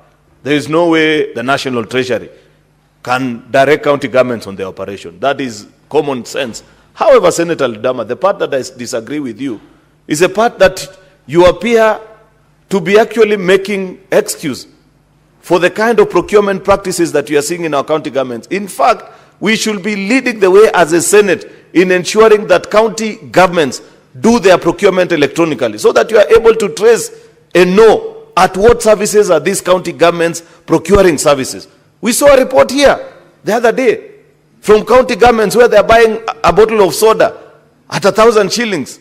If there was e-procurement in those counties, you're able to see the process from start, from what time the tender was issued up to the end. This issue of paperwork is what is making our counties spend nearly 70 to 80% of their development span over and above what is the common price of common items, even in your own county of Narok, Senator Ledama. Therefore, I believe, as a Senate, Madam Speaker, we must push. Point of information? Yeah, okay, that's fine. Madam Speaker, I have a lot of respect for my friend, the majority leader. And I just want to be very clear that my statement and my position on e-procurement is that national government deal with your e-procurement. County government are semi-autonomous. I fully support e-procurement, but an e-procurement managed by county governments. Not an e-procurement that is managed by the national government for county governments. That is my position. And my statement is supported by law, by the Constitution, Article 6, Article 176 of the Constitution, and even Article 179 that says the executive authority of a county is vested and exercised by the governor and the 10 CC members. So that is my position. It is not that I do not support the e-procurement. I do. I went to court, Madam Speaker, to stop a procurement process in Narok County because I felt that it was not right. So Senator Okiya Omtata went to court because of a procurement challenge in Busia County. So the issue is having the national government controlling county governments. You know, that is good clarity. I just need to be sure that my colleague is not opposed to e-procurement in county governments, because that's the only way we can establish, Senator Ledama, the procurement processes that are running. You know, I saw our colleagues in the National Assembly fuming and breathing, saying, oh, there's no way we can allow. There's no internet in other parts of the country. Yet I know for a fact that the only interest in that matter for most of them is because they want to do procurement in CDF manually so that they can dish contracts to many of their friends.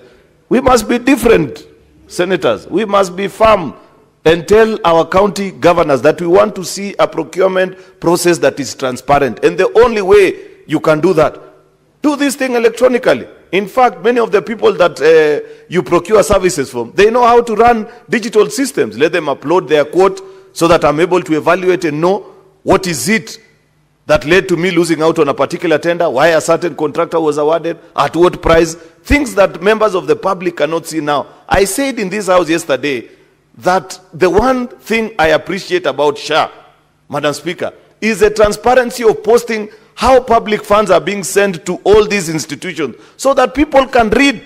Diligent citizens can look and say, how are you claiming that this particular hospital received this amount of money? The same must be made out of procurement in our county governments, Madam Speaker. The second issue that I wanted to speak about, colleague senators, is that we must continue to push for efficiency in our county governments.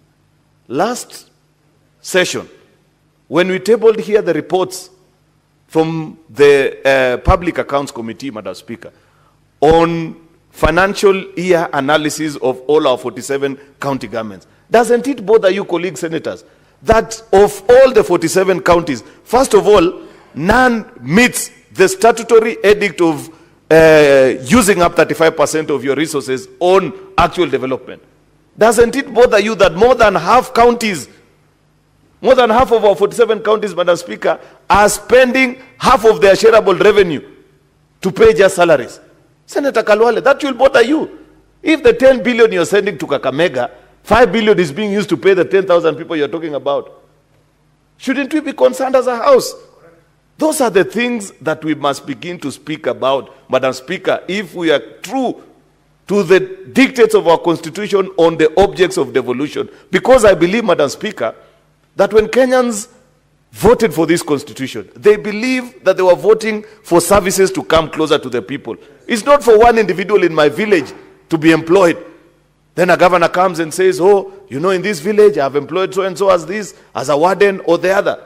What they actually need, I'd rather you have medicine in the dispensary in my village, because at least when one of us falls sick, they have an opportunity to go to that particular hospital. We must continue to push, dear friends, that county governments perform optimally. Even as we push this conversation on funds being devolved to them, we must have an analysis that is objective. Madam Speaker, you know that I have said many times that I went back to school to better my understanding of issues. And in my project, because each time you study, you must submit a project proposal. I have submitted a project proposal on the efficiency in county government. How to measure it empirically, so that we don't have this funny business by some pollsters who keep coming to us and telling us, oh, I don't know, Governor so-and-so is ranked better. But no empirical way of checking. You pay 50 to 100,000 and then they rank you. We want a scientific way of checking. When you are elected as governor, how much was being collected as own source revenue in a county? How much is being collected now? How much was being sent in actual development spend? And how much is being used up now? How have you reduced exposure of county on fiduciary risk? What is the feeling of Mwananchi on access to services in your county government? What is the proximity to service? How many health centers, if we went in your county, if your county has 50 health centers, how many of them are at least have medicine for common diseases, Madam Speaker? Or we are likely to find just the free things that they give, which are used by young men that I don't want to mention, on the floor of the Senate. Because that's what you find in many of these dispensaries. Not to say that they're not, okay, Senator Mungatana is reminding me that even old men use those things. I don't know how true and what it is. Okay, it is Senator Chesang, Madam Speaker. But the point that I'm making is that, as a Senate, having sat here as an institution for our third cycle, surely it is not beyond us to find ways of pushing for better and more prudent ways of spending these resources that we send to county governments in a way that is objective, so that when Senator Boni Kalwale speaks, people don't say it is because he wants to unseat Governor Fernandez. People can see and say, okay, the senator is making a fair point. Madam Speaker, I believe that before the end of our term, it will be a failure of monumental proportion if, as a House, we will not have elevated this conversation on performance of our county governments to be just beyond the reports of PAC and CPI committees. There must be better ways, Madam Speaker, that we can check, so that even we cost these functions and are able now to go back to our colleagues in the National Assembly and say 415 is not enough because of reason A, B, C, and D, Madam Speaker. I believe, Madam Speaker, that this House has sufficient competence in both the senators and the technical staff that we have that can lead us into that direction. It is my hope, Madam Speaker, like colleagues who have spoken ahead of me have said, that at the end of this financial year, perhaps it's about time that as we receive the report on the cash disbursement schedule for the upcoming financial year, that we equally get a report of the compliance in the previous financial year, to establish and say, this is what these funds were supposed to be, this is when these funds were supposed to have been disbursed, they delayed by how many days?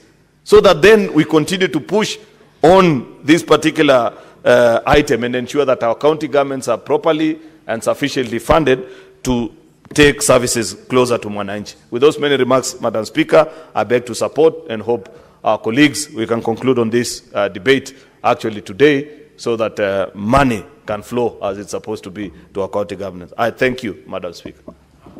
Senator Sifuna.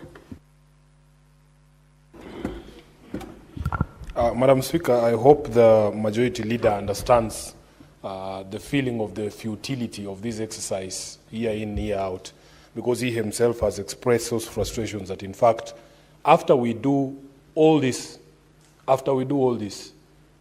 nothing actually is followed by anyone. From your contributions, it sounded to me as if this disbursement schedule is just a suggestion to the National Treasury that they can, he used the word a guide. And the Honorable Speaker, I was listening to him keenly. he said that this Senate introduced this tradition of passing a disbursement schedule in 2015, when he said that at that particular point in time you would find 50% of the money due to counties going only to counties only at the end of the financial year. But Majority Leader, the question I'm asking myself, because when I read the report of the committee, they are still talking about 42% of the money that was meant to go to counties in the 2024-25 financial year having been disbursed in the final quarter. Are we really making progress with this piece of legislation? So, Honorable Speaker, you look at the schedule that is attached to the report.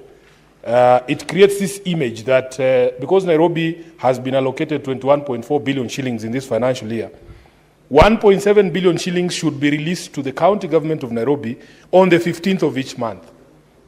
On the 15th of each month. But this has never happened. As we speak today, I think the county governors are telling us in the County Public Accounts Committee that the last disbursement they received was for the month of July. So, Honorable Speaker, we are asking ourselves certain questions. If indeed this document is supposed to tie the hands of Treasury so that there is a predictable flow of funds to the county governments, why is it never respected? And that is the reason why I was telling the Majority Leader at the advent of this debate that it would have been better for us to spend more time on the questions and statements and say the things that need to be said, because this one, from my perspective, is an exercise in futility. Even in your own personal life, Honorable Speaker, if you don't know when and if you are going to be paid, how do you plan yourself? How do you know when you're supposed to receive the money to pay your rent, to buy food, to be able to take your kids to school? It is very difficult. And in fact, Senator Khalwale had made a suggestion here that we should tie the hands of Treasury further and require that they disburse this money. I think he said every month, or I don't know what he said. But for me, in view of what has been happening with our county governments, my suggestion would actually be that this money be released every quarter at the beginning of the quarter, so that the county governments can be able to have at least a 3-month supply of resources to be able to take care of the jobs that they've been given to do under the Constitution. Now, Honorable Speaker, we have always argued that the National Treasury has never understood that it is not a national government treasury, that it is a treasury for both levels of government, so that from their behavior and conduct, one can be almost persuaded that they do not consider county governments a priority. The National Treasury does not consider money that is supposed to go to county governments a priority. So they will do other things. And because we live in this country, Honorable Speaker, we can see where the other money is going. You know, 3/4 of the budget is retained by the national government, and we can see where the money is going. How can you host 10,000 people at once, and all of them live with 10,000 shillings? Where are you getting that money? Where are you getting that money? If a governor were to pull such a stunt, the EACC would be in his office tomorrow. But we are seeing it. Every single time, huge delegations being hosted and being given money. So, Honorable Speaker, if we were to starve the national government of that money and give these counties the same, Honorable Speaker, we would do better. There was a claim here, I don't remember which financial year it was. People made a lot of noise, saying, oh, for the first time, counties are up to date. This is this new administration. What happened to that? What happened to that? Where are we with that? Because it was not true. It was simply not true. So therefore, Speaker, we are not saying that we do not have problems in the county governments. I myself, as a senator of Nairobi, when the committee report on the public accounts was brought here, you saw that Nairobi has the largest fiduciary risk. You saw that we have the highest spending bills of over 100 billion shillings. Honorable Speaker, we have staff here who have not been paid for months. And all of them, they come to my office all the time. They say, oh, we have not received this, we have not received that. MCAs are on our necks as senators here. There are no capital projects in their wards. The ones that were concluded, the roads, Honorable Speaker, the contractors have not been paid. That debt, that pending bill continues to grow. What have we proposed at CPAC to deal with some of these issues? Senator Khalwale will be happy to know that the County Public Accounts Committee has proposed 2 things. First of all, we are going to do a list of shame for 10 counties. 10 counties that have repeatedly violated the public finance management laws and the Constitution. And we had an engagement with the Treasury, CS, John Badi, that we were actually going to recommend stoppage of funds for these 10 specific counties. But then, Honorable Speaker, the paradox is, how will the county government feel the pinch if in the normal course of events, they receive money 3 months later? Because the Constitution gives us, when you stop funds, the Constitution gives you a window of 3 months. You stop funds for 3 months. The governors are telling you, we have not received funds for 3 months anyway. So even if you order stoppage of funds, they will not feel it.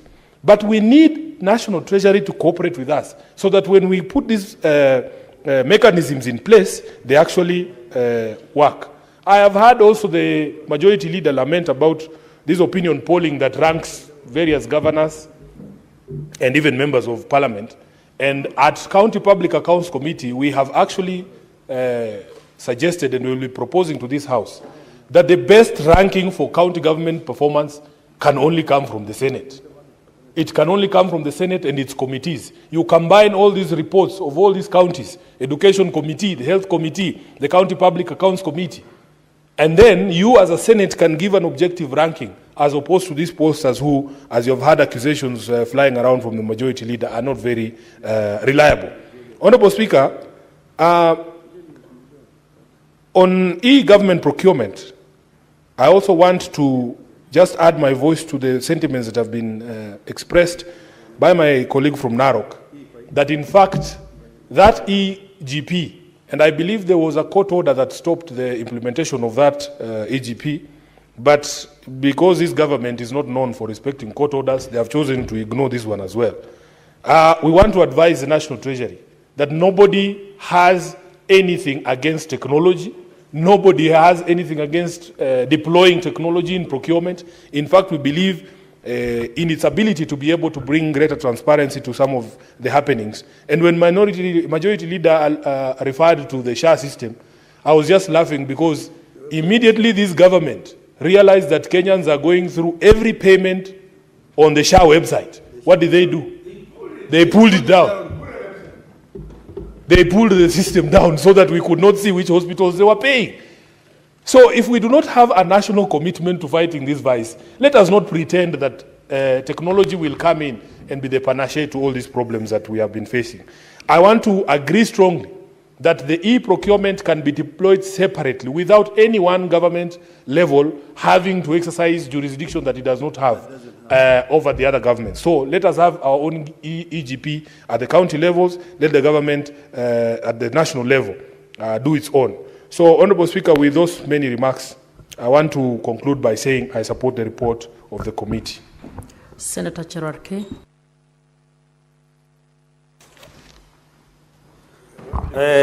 Thank you, Madam Speaker. From the onset, I want to support this motion. I think it's more of ritual or procedural motion.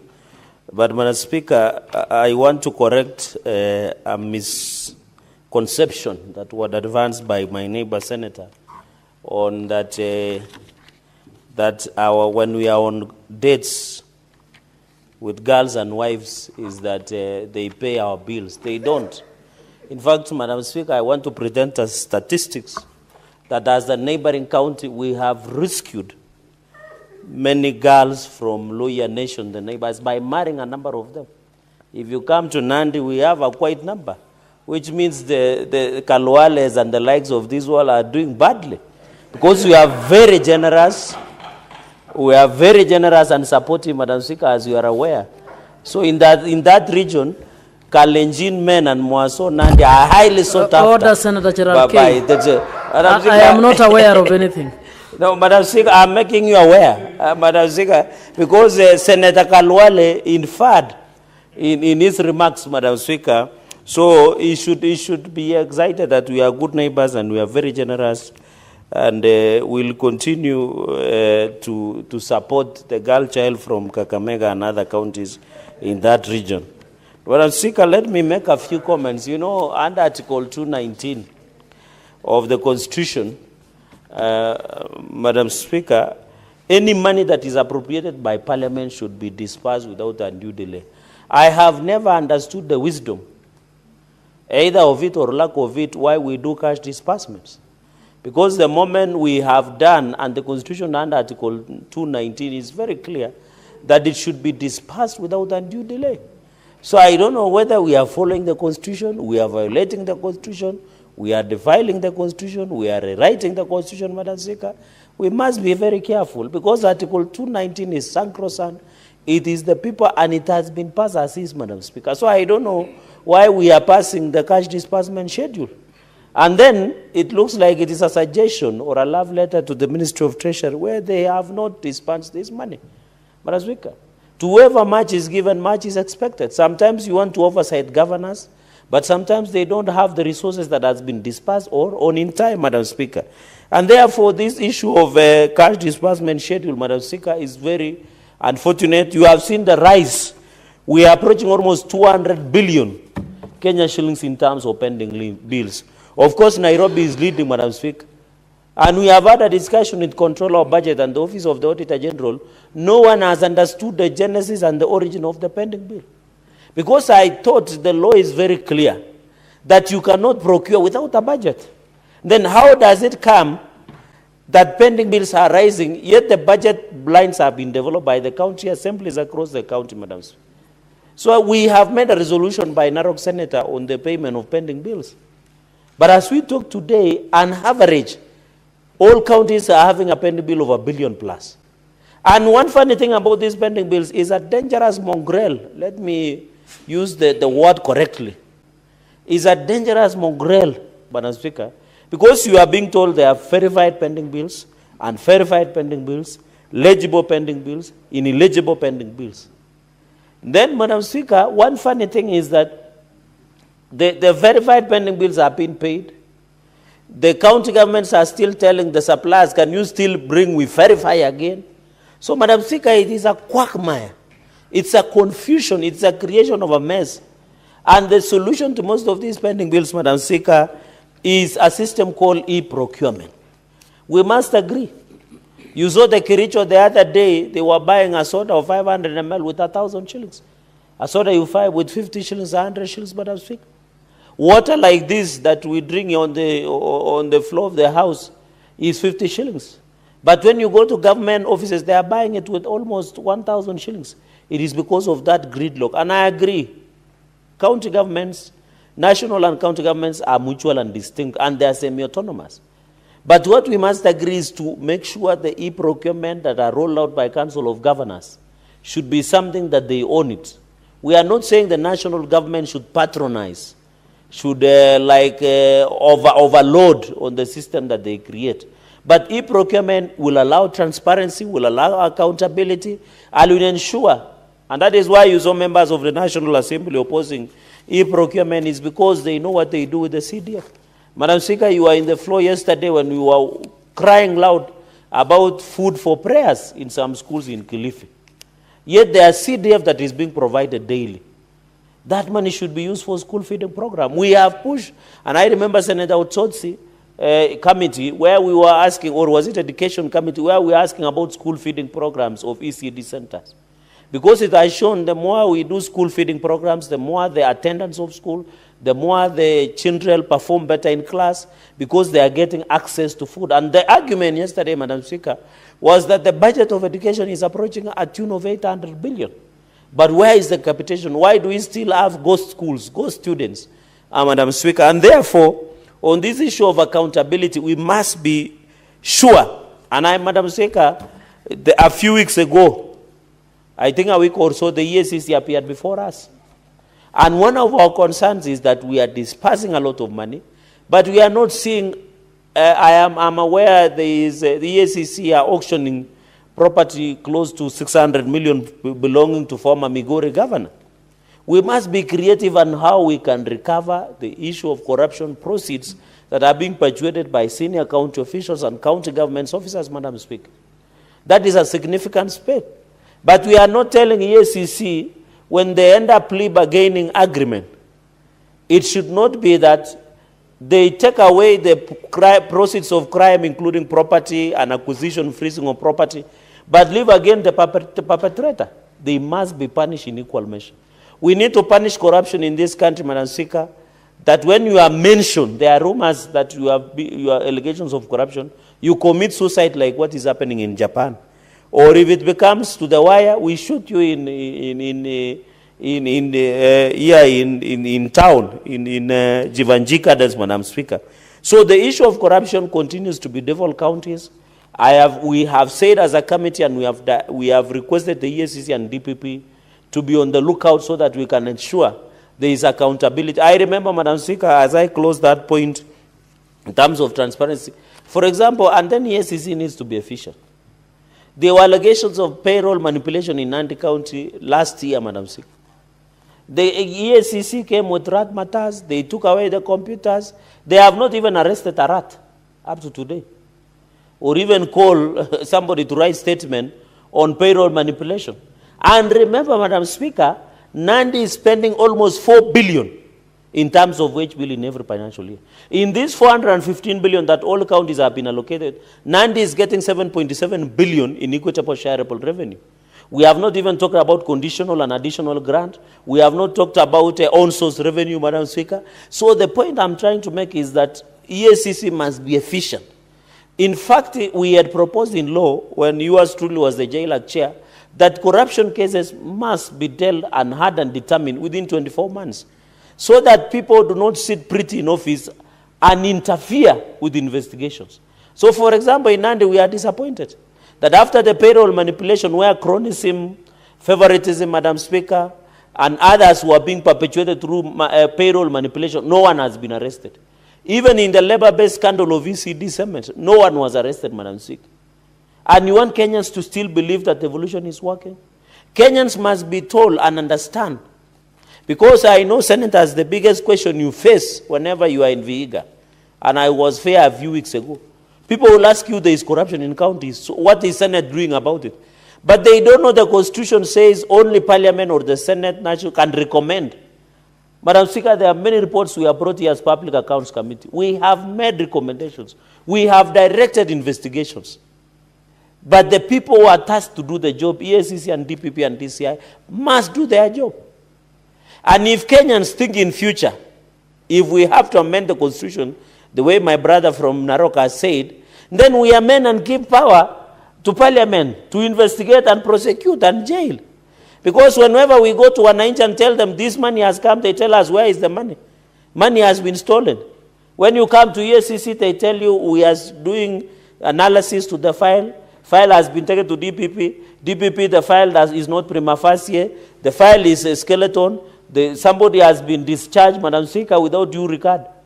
And I'm happy the appeal by EACC in some of corruption cases, the high courts have said those corruption cases must be ensured that it's pre-prosecuted, Madam Speaker. So this issue of corruption will continue to be the biggest threat in the success of devolution in this country. And even this issue of pending bills, Madam Speaker, that will be my third point, is very unfortunate. I have said, Madam Speaker, and whenever OAG and county governments bring a schedule, can you believe, Senator of Narok, that some of the pending bills for 15 years is 20,000 shillings, is 50,000 shillings. Madam Speaker, I can tell you most of the small businesses are being killed by counties. Because you hear somebody, pending bill, I have a pending bill in Kakamega, in Busia. And I want to thank Senator Okoiti Okia Omtata Andrew, the former seminarian, because he was telling me that he almost became a priest. I think along the way he saw a beautiful girl and he abandoned the high calling. And I want to laud him, Madam Speaker, for ensuring that we have got a serious decision on our role to the oversight, Madam Speaker. Senator Mtata, do you have a point of order? Or do you want to be informed? No, he's a presidential candidate. He can inform me. I would like to inform the Venerable Senator and the Bull of Nandi. I did not leave the seminary because I saw a beautiful girl. Yes. I'll just tell you that I didn't leave the seminary because of any issue of morality or faith. My faith was not compromised. My morality was not compromised. Yes. But I left. Thank you.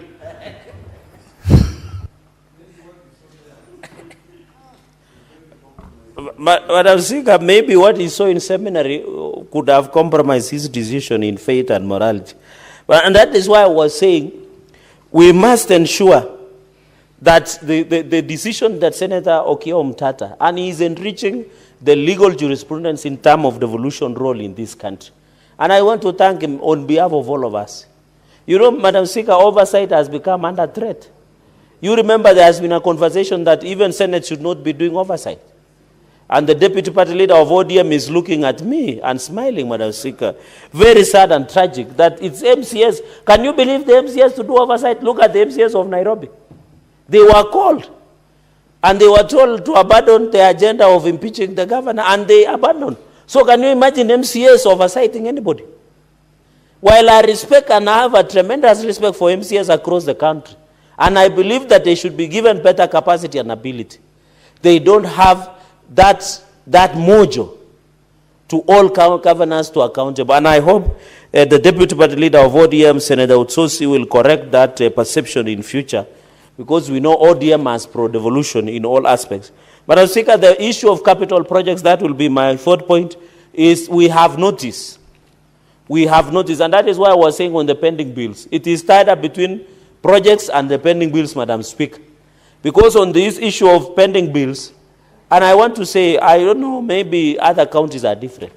Madam Speaker, most of our businessmen and women, young people and PWDs, even in Kisumu, where you come from, Madam Speaker, you get people getting diabetes and pressure. When you look at them, they are being owed 100,000 for the last 5 years by county governments. Madam Speaker, we must make a decisive action. What do we do to cure this problem? We saw even in Homa Bay County, where contractors were protesting. They wanted even to come to Public Accounts Committee to protest when their governor was appearing because of non-payment of pending bills. Even in Nandi, we have similar problems, Madam Speaker. It will reach a point that you will include 1,000 ways to die by doing business with counties. There is a program called a documentary, and I know the gentleman from Narok who has stayed in the United States from America knows that documentary, that there is what you call 1,000 ways to die, or is it 10,000 ways to die, is to do business with counties. In fact, my friends now, whenever they tell me they are doing business with counties, I told them to write their business obituaries, because that will be the end of their businesses. In fact, that we encourage people to do private business. So this perception must be corrected. Or finally, on the capital projects, there are many littered projects across the counties, Madam Speaker. We talked about vehicles a few hours ago.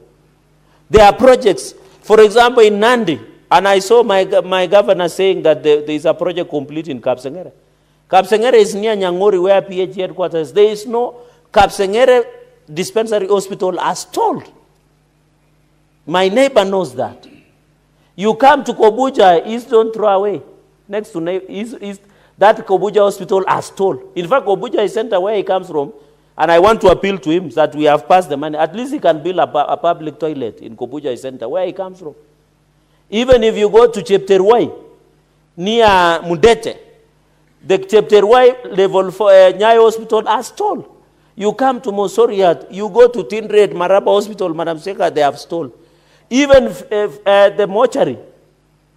People are now, God forbid, when people pass in Nandi, they have to go to private mortuaries, because there was a misappropriation of 100 million plus that was made. So people depend on Nandi sub-county for 34 bodies only, which accommodate the people. This is undermining Article 37 on dignity of Kenyans, and more so the people of Nandi, Madam Speaker. Madam Speaker, that is why I want to say in conclusion, and I want to correct the perception. Madam Speaker, if you are in politics and you don't use resources, you better not be in politics. I've heard the Nairobi senator saying that when the president meets people and facilitates, I want to dare any politician who is here, that whenever you host delegations, you don't give them food, chai and mandazi, and give them transport. This issue of people being too mean should stop. I remember when we went to Senator Utsosi's home, food was flowing freely. And he was sorting people. He was praying. He was praying his supporters, Madam Speaker. And then somebody, if you are in politics, resources and politics go together. And I want to tell these people who are saying it is wrong to use resources in politics, let them wait for the ballot in 2027. If they are not using resources to ensure that, and I'm happy in TIFA results, Madam Speaker. You have seen our party, UDA, is the most popular party in this country. And that is why we elected Wakwabi, Senator Wakwabi from Bungoma. Point of order, Wakwabubi. Wakwabi. It's Wakwabubi. Wakwakubi. As one of our... Say it correctly, it is Wakwabubi. Senator Consolata, so that you will teach me privately. What's your point of order, Senator Ledama? Madam Speaker, you know, this is a house of record, and it's important for all of us to be factual.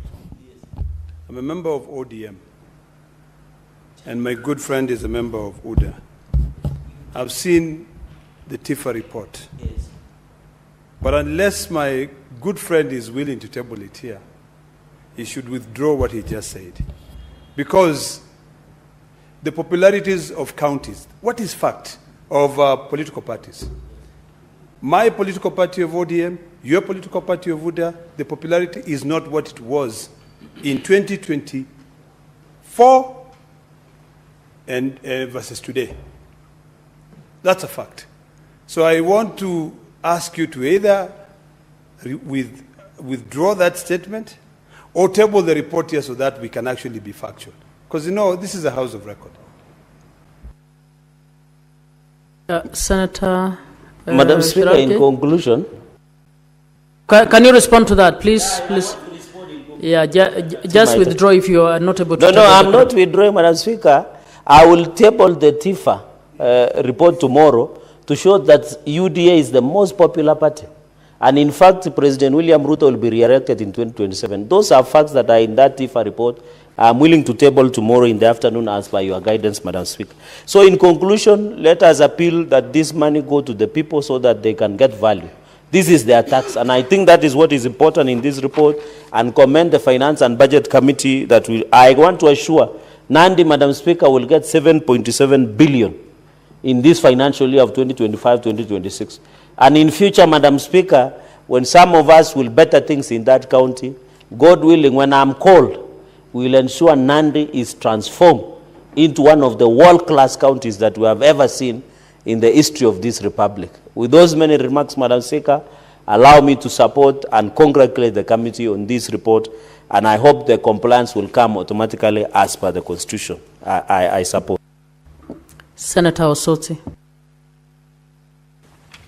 Thank you, Madam Speaker, for this opportunity to also comment on this very important motion, a motion to basically process the cash disbursement schedule for equitable share for the year 2025-2026.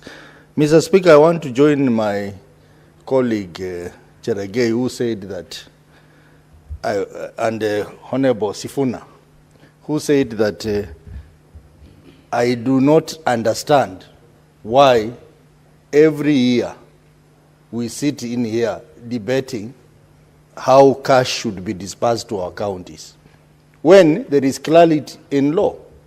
Madam Speaker, Article 219 of the Constitution is very clear that the money should be disbursed to counties without undue delay or reduction. Madam Speaker, the law is very clear, and the framers of the Constitution knew that there was going to be a challenge in revenue collection. So there will be a delay. But they insisted, they qualified that and said undue delay, meaning unreasonable delay, Madam Speaker. But what are we seeing, Madam Speaker? We are seeing a situation where counties run even 4-5 months without money from the National Treasury. And the PFM, Madam Speaker, is also very clear. It has actually improved on what the Constitution says by saying that money should be disbursed to the counties on the 15th day of the month. Madam Speaker, as a Senate, we come here every year, we perform this ritual. When it comes to equitable share, we perform this ritual called disbursement schedule. When it comes to additional allocation, even money coming from donors, we come here past the schedule. But the national government never follows this disbursement schedule. So what are we doing, Madam Speaker? We are wasting our time. We are wasting our energy in doing this ritual every year. I think by now we ought to come up with a solution to this problem. Because I can tell you, my few years in this Senate, I have realized that actually the problem of devolution starts here. The problem of devolution starts with delayed disbursement of funds to our counties. Because the delayed disbursement, Madam Speaker, is what breeds corruption in our counties. Especially if Treasury now releases, like last financial year, they released money to the counties a day before the end of the financial year. So you find that in counties, people are seated there, their work is just to see who to pay, how to maneuver the payment system, and get some people paid, and how even to do corruption, Madam Speaker. So the problems of devolution starts with this problem of delayed disbursement of funds. Madam Speaker, even issues like absorption in county projects, the problem starts here, Madam Speaker. The issues of planning of projects in counties, the problem starts here. Madam Speaker, even issues of performance in the counties starts here. Because how do you expect to have a performing workforce in counties when people are not being paid in time, Madam Speaker? Even the morale of the staff goes down. That's why you go to counties and you find that staff are not even working. They don't go to work. And when there is no money in the county, even the governors don't sit in their offices, Madam Speaker. Because contractors are on their neck, employees have not been paid, so they leave the office. Senior officials of the counties don't even sit in offices, Madam Speaker. And that overall affects the performance in the counties. So the problems of devolution, Madam Speaker, if you ask me, and Madam Speaker, you are a Vice Chair of Committee of Devolution. Madam Speaker, I would like you to listen to me and my good friend Senator Sigei is interrupting you. I am saying, Madam Speaker, you are the Vice Chair of Devolution Committee. If there is one single thing that your committee, working closely with the Finance Committee, is going to do in this House, is to look at this problem of late disbursement of funds to the counties. We must get a solution to that, because that is the source of problems in devolution in this country. I am saying that with authority because, Madam Speaker, 2 weeks ago, I led a delegation of my committee and some county officials to go and study the devolution system in Morocco. I was surprised. I was surprised that their process of disbursement to counties or regions is flawless. There is no problem of delayed disbursement to the counties. And therefore, they are able to do their work in time. And when it comes to auditing, they have a different auditing method, Madam Speaker. Their auditing method is a judicial method based on the French model, where counties or regions appear before a magistrate setup, and they are able to defend their reports, and judgment is issued there and there, so that if you have stolen, you are taken to jail from there, or penalties are issued there. So we need to look at ways of strengthening devolution. And our role under Article 96 of the Constitution is to protect devolution. I want to say that if indeed this House exists to protect devolution, I think we must deal with this problem. of late disbursement of funds. Suggestions have been made in the past, Madam Speaker. I remember in the past there was a suggestion by COG that to solve this problem, why can't we have a contingency fund in central bank where the national government will put in their money and counties will be able to borrow at minimal, extremely minimal interest. Because now, we are delaying to send money to the counties. So what do counties do? They go to commercial bank. They are given loans at higher interest. And they end up now paying even more. That end up even affecting their budgets, Madam Speaker. So in fact, I want to recommend that one of the things the Finance Committee should do is to try and carry out a research to find out how much are counties paying in terms of interest arising from late disbursement of funds. And Madam Speaker, you will discover is billions of money, Madam Speaker. And this is also another source of corruption, Madam Speaker. Because now, county Senator officials... Sotsi, the chair has now changed to Mr. Speaker. Mr. Speaker, my good friend, I have seen. Thank you. Sorry for that. So, Mr. Speaker, this is also another source of corruption because county officials are colluding with bank officials so that they can get some kickbacks by getting loans from commercial banks at a higher interest. So a solution needs to be found so that we can get to the bottom of this matter because, as I said earlier, this is the real source of cancer affecting devolution in this country. Madam Speaker, Mr. Speaker, sorry. Mr. Speaker, we have this problem of delayed disbursement in our counties. But we don't have the similar problem in national government. You will never hear that salaries in national government have been delayed. They are always paid on time, Mr. Speaker. But our counties, people are running several months without pay. They are running several months without pay. And these same people are the ones entrusted to collect ONSO's revenue.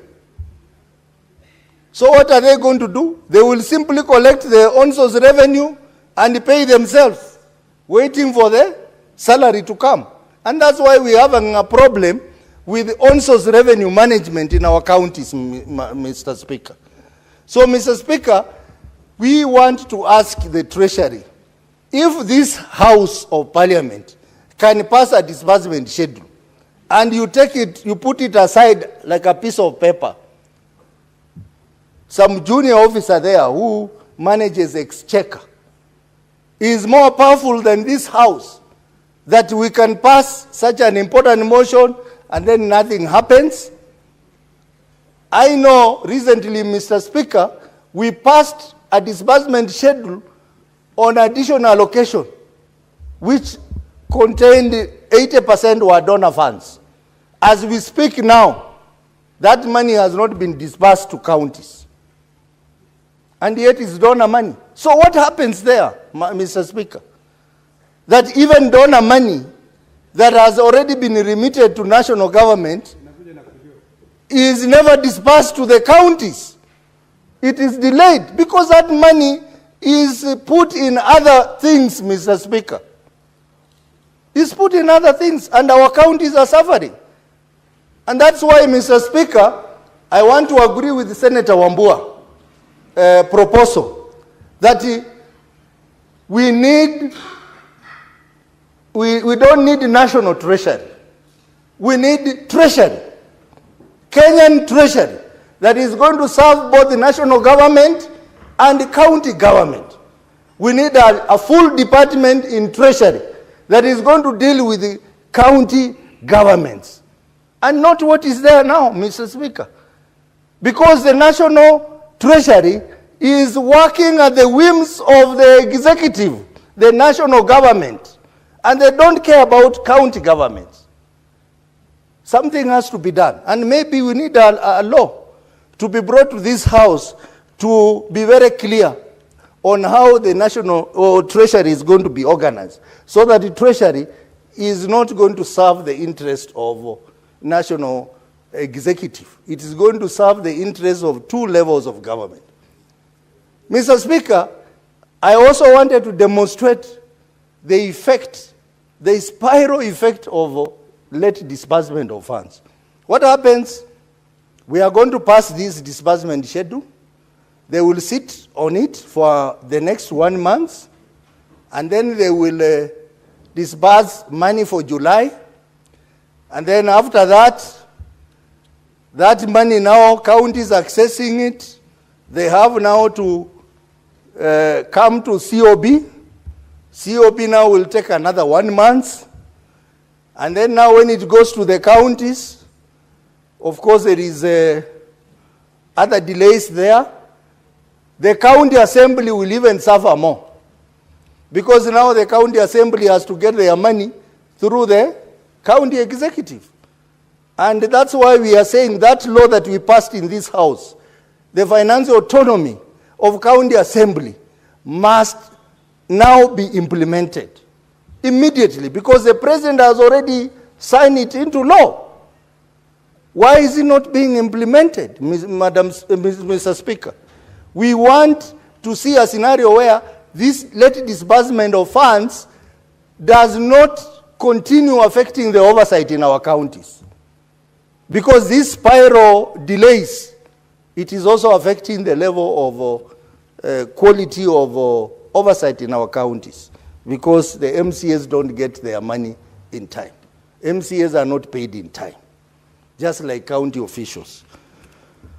So, Mr. Speaker, I want to say that the committees of finance, the committees of devolution, I think they need to look at these bottlenecks in devolution very seriously. And my understanding is that all the problems of devolution starts here, including pending bills. Our good friend here, Senator Ledama, came up with a very good motion here on pending bills. We passed it, Mr. Speaker. Mr. Speaker, nothing has been done, Mr. Speaker. Nothing has been done. We gave recommendations to COB. We gave recommendations to the counties. They have ignored those recommendations, and the pending bills are piling in our counties. Mr. Speaker, why are we here for, if the things that we pass in this house are never implemented by relevant organization? And I think it's a high time, we have said it many times here, Mr. Speaker, that is a high time institutions like COB are called to appear in the committee of the whole house, so that we question them on these issues. Even EACC should be called and appear here. What they are doing in our counties, it is a mess. They come, they raid the county offices, carry files away, and then now they will stay for years with those files. When the county executive appears in the oversight committees of Park and Peak, they come and say, we don't have documents. Why? They were taken away by EACC. And this is a mess. It is affecting devolution in many ways. So, Mr. Speaker, I think we need to put more focus around this issue of disbursement of funds. And most importantly, we must get an explanation why money that is already given to government is being delayed to come to us. Money that is given by donors under additional allocation. Why would it take long to be taken to counties, and yet the money has already been reflected in government books? Mr. Speaker, that money should be taken to counties. Yesterday in my committee, we were looking at FLOCA, climate change funds, for Vihiga County. And one of the things that we faced was late disbursement of funds from National Treasury. Why would we have late disbursement of funds for donor-funded money? The money should just be available In fact, they should transfer the money in whole to the counties, not even on monthly basis. They should transfer the money in one tranche to the counties. Mr. Speaker, something has to be done around the issue of disbursement of funds, and it is in our hands as a Senate, the relevant committees of finance and devolution. They need to up their game. And I believe that if they did something, then we will stop this crybaby kind of thing that we go through every year when we are passing this schedule, and become real protectors of devolution in this country. Mr. Speaker, for those many remarks, I support. I'll call upon Senator Okoiti Omtata.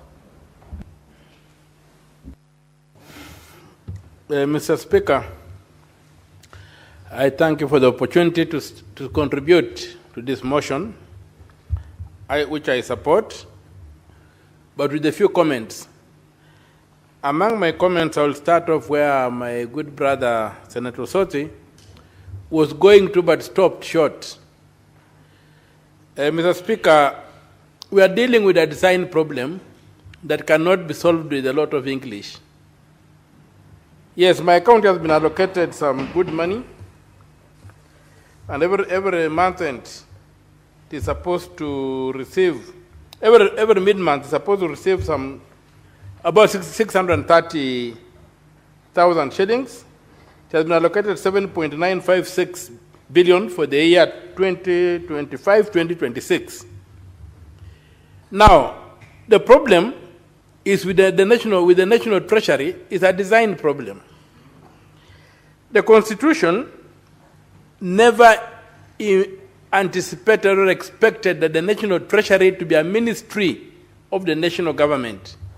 The national treasury was supposed to be autonomous so that it can serve all the 48 governments, the national government and the 47 county governments equitably and equally.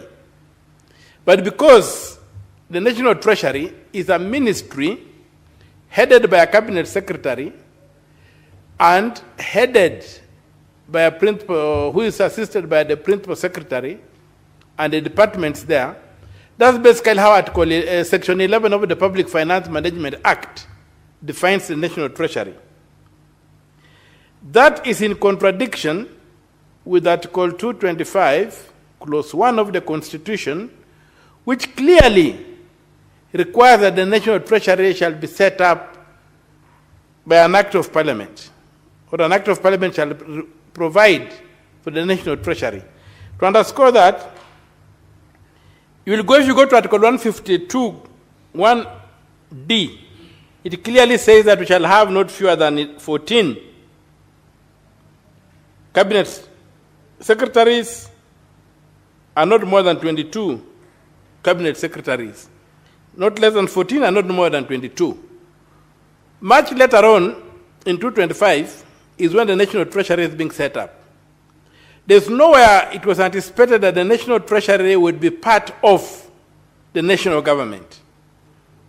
That it will be headed by a cabinet secretary and a minister, and a cabinet secretary and a principal secretary appointed by the president and who serve at the pleasure of the president, who have no security of tenure. And you have heard the president say that, I have given counties money. How? Whose money can he give to counties? He can't give counties money. We must get the institution right. We must create an independent treasury as anticipated and have an independent treasurer, a professional who has security of tenure, who is competitively recruited, he can't be fired, and that man will ensure that the law is dealt with. We shall stop lamenting about the late disbursement of funds to county governments. Even the corruption we are talking about, we also need a similar institution at the county government. We must take the money away from the governor. The idea of having an imperial governor at the county and an imperial president at the national level is what we should be fighting in this house. We must ensure the separation of powers. The executive power should remain with the president, but the power of the purse should go back to parliament and be vested in three institutions. That's parliament itself, which does the budget, the control of budget, who oversees the budget, and the national treasurer, who then disburses funds in a professional manner, not according to political whims. The same structure should be there at the county government. We must slay the imperial governor, take money away from the governor and invest it in an independent county treasurer who cannot be fired by the governor, who is competitively recruited, and who serves the public, not an individual. That way we shall protect money. That particular person will be able to ensure that there are no pending bills. Because pending bills are unconstitutional. They should not be there. And pending bills are not a public debt. That's something we should also clarify. Article 214 of the Constitution is very clear on what constitutes a public debt. And that article gives it very clearly that public debt is a charge on the consolidated fund, but an act of parliament shall provide for charging all that. Now, part 2 of 214 clearly defines what a public debt is. For the purpose of this article, the public debt means all financial obligations attendant to loans raised or guaranteed and securities issued or guaranteed by the national government. That alone says that a county government has got no capacity to incur a public debt. So a pending bill cannot be a public debt, and that's why I want to depart with the motion that we passed in this House that was saying that pending bills should be the first charge on the county revenue fund. They are not public debts, because the public debt is clearly defined in the Constitution. And I agree with the control of budget for not agreeing with the motion we passed in this House, because that motion was unconstitutional, null and void. The motion saying that we should, the motion Honorable Olekina Ladema moved in this House, the Senator for Narok, that motion was unconstitutional, null and void, because it failed to understand the concept of a public debt. And so, Senator Olekina, what's your point of order? Mr. Speaker, sometimes when I listen to my good friend Okiya Omtata, I really wish that he went to law school and not just practice law outside and not having gone to really understand the role of Parliament. Parliament pronounces itself through motions or bills. So is the good senator in order to suggest that this Parliament will pass unconstitutional motions, or this Parliament will not pronounce itself? Then what else are we doing here? You know, sometimes it confuses me whether we know the work that we are doing in this Parliament. If we're in this Parliament, we are here to convince each other. You know, we have two sides of the aisle.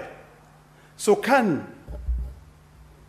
I really hope that you can find the good senator out of order, because this Parliament does not pass motions which are unconstitutional. We have a secretariat, Mr. Speaker, that advises. So in fact, it's like saying the work that the secretariat do in this Parliament, they are not competent. Well, You can't. Senator Olekina, you've made your point. It's completely uncouth to actually suggest that this Parliament can pass laws which are unconstitutional or motions that have made your point. Just a point of clarification before I give directions on it. If you followed the argument by Senator Okoiti, in the context of a motion that was moved, he indicated that he would depart, in his opinion, with the motion. So, Senator Okoiti, you may proceed with your arguments on it. Yes, my argument is that my reading of Article 214 the one that says that a public debt shall be a first charge on the consolidated fund, goes further to clarify and define what qualifies for that public debt, not any owning. A county governor, for example, cannot go and incur a debt in a hotel and doesn't pay, and it becomes a public debt. A public debt must be a financial obligation attendant to a loan raised or guaranteed and securities issued or guaranteed by the national government.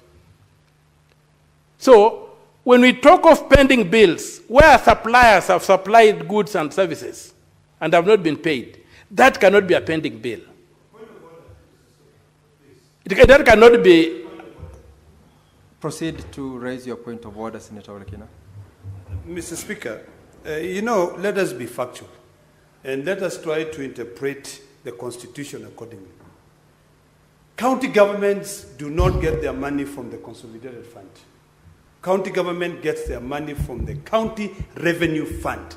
What Senator Okiya Omtata is referring to is on an issue of a public debt that has got to do with the Consolidated Fund.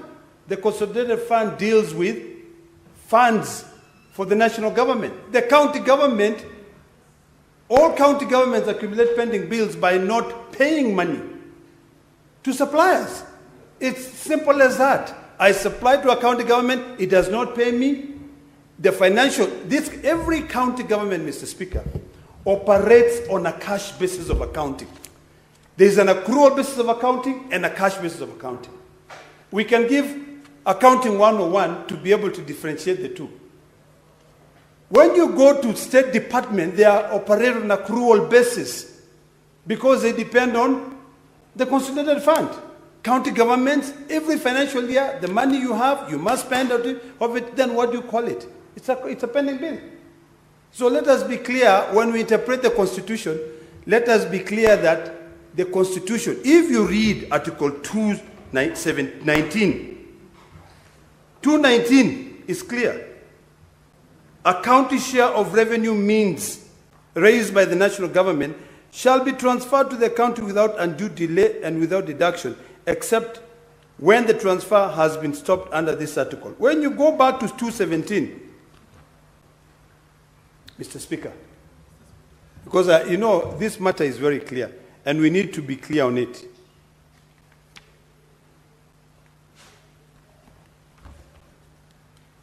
One second, Mr. Speaker. I just want to clarify something Senator here. Olekina, 207. I want to also notify you of the fact that, wait, the chair is speaking. Yes, Mr. Speaker. I want to notify you of the fact that you've already spoken to this bill, and if you are raising an issue as regards a point of order, it is the chair to direct, and I actually was headed to direct Senator Omtata that he should confine himself in his arguments to the schedule for the financial disbursements for the financial year 2025-2026, which we're seeking to clarify by making reference to the Constitution. Senator Okiya Omtata? But you do not have the floor. You are raising a point of order. You have already spoken to the matter. I'm raising, if you allow me to clarify, please, in 30 seconds. Please do so in under 30 seconds. Mr. Speaker, I am not speaking twice on this matter. I am clarifying a point of misleading. You cannot mislead the public. It is clear. I raised the issue on correcting what Senator Omtata was saying. I am not speaking twice on the matter.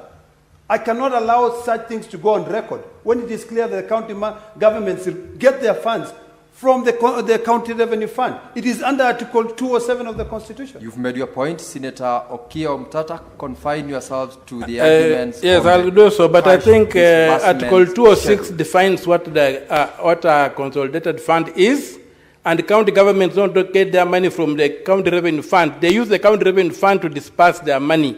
They get their money from the Consolidated Fund, because all money raised nationally are kept in the Consolidated Fund except as directed by an Act of Parliament to be kept in a different fund. And the County Revenue Fund does not receive money. The County look at Article 206. Read 206. So for me, what I was trying to say back on the motion is that we need to look at this constitution keenly. We must not allow pending bills to become something that can burden us into the future. We spend and we implement an appropriation act at the county government. An appropriation act cannot result in you having a pending bill. And there's no way you can carry a pending bill, a bill from one act to another act without the involvement of the assembly that enacted the act. So pending bills have to be cured through a supplementary budget, but not to become a first charge on the new budget, on the new Appropriations Act passed by the Assembly.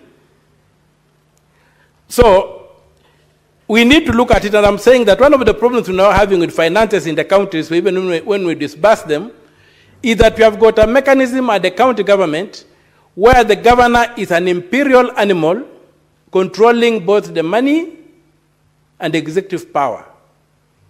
We must address that to be able to get rid of things like pending bills, to get rid of the misappropriation of funds, and invest the money in the counties in the professionals.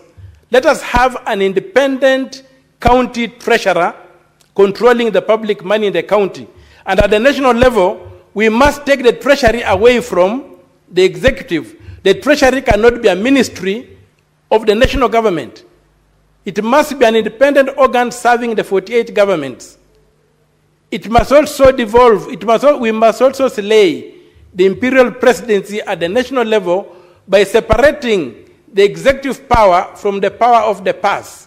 The money must go back to parliament. That way we shall be adding value to the debate to try and ensure that county governments are paid on time. So that when the national treasurer does not disperse money on time, we can hold him to account. You can hold his feet to the fire and say, why haven't you done this? And when money is misappropriated, when bills are not paid at the county and work has been done, we can ask the national treasurer, the county treasurer, why have you not paid this money? But when we invest money in politicians, we end up with all the problems we are having. The funds get mismanaged. Can we put a padlock on public funds so that the law, we have all the laws we require. We just have a wrong political culture.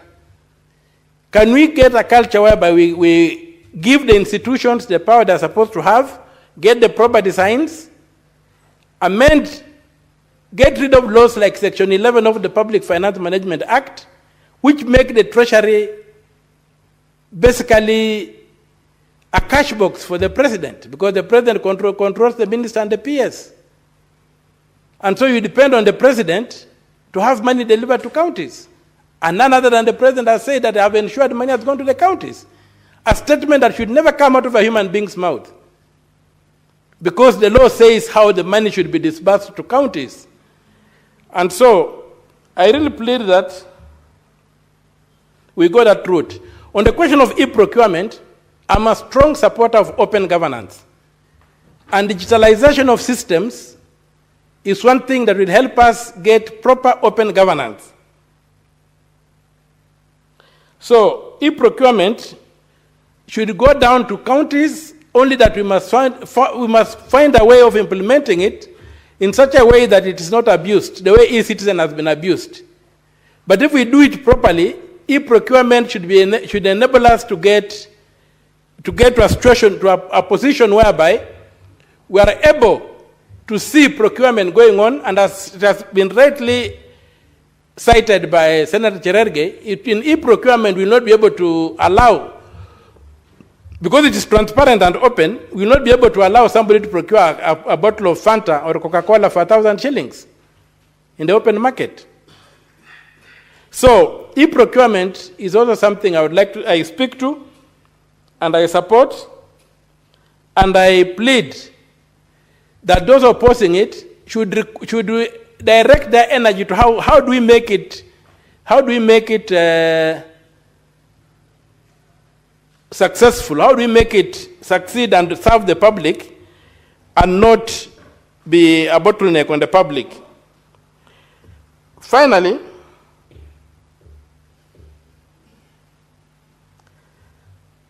I would urge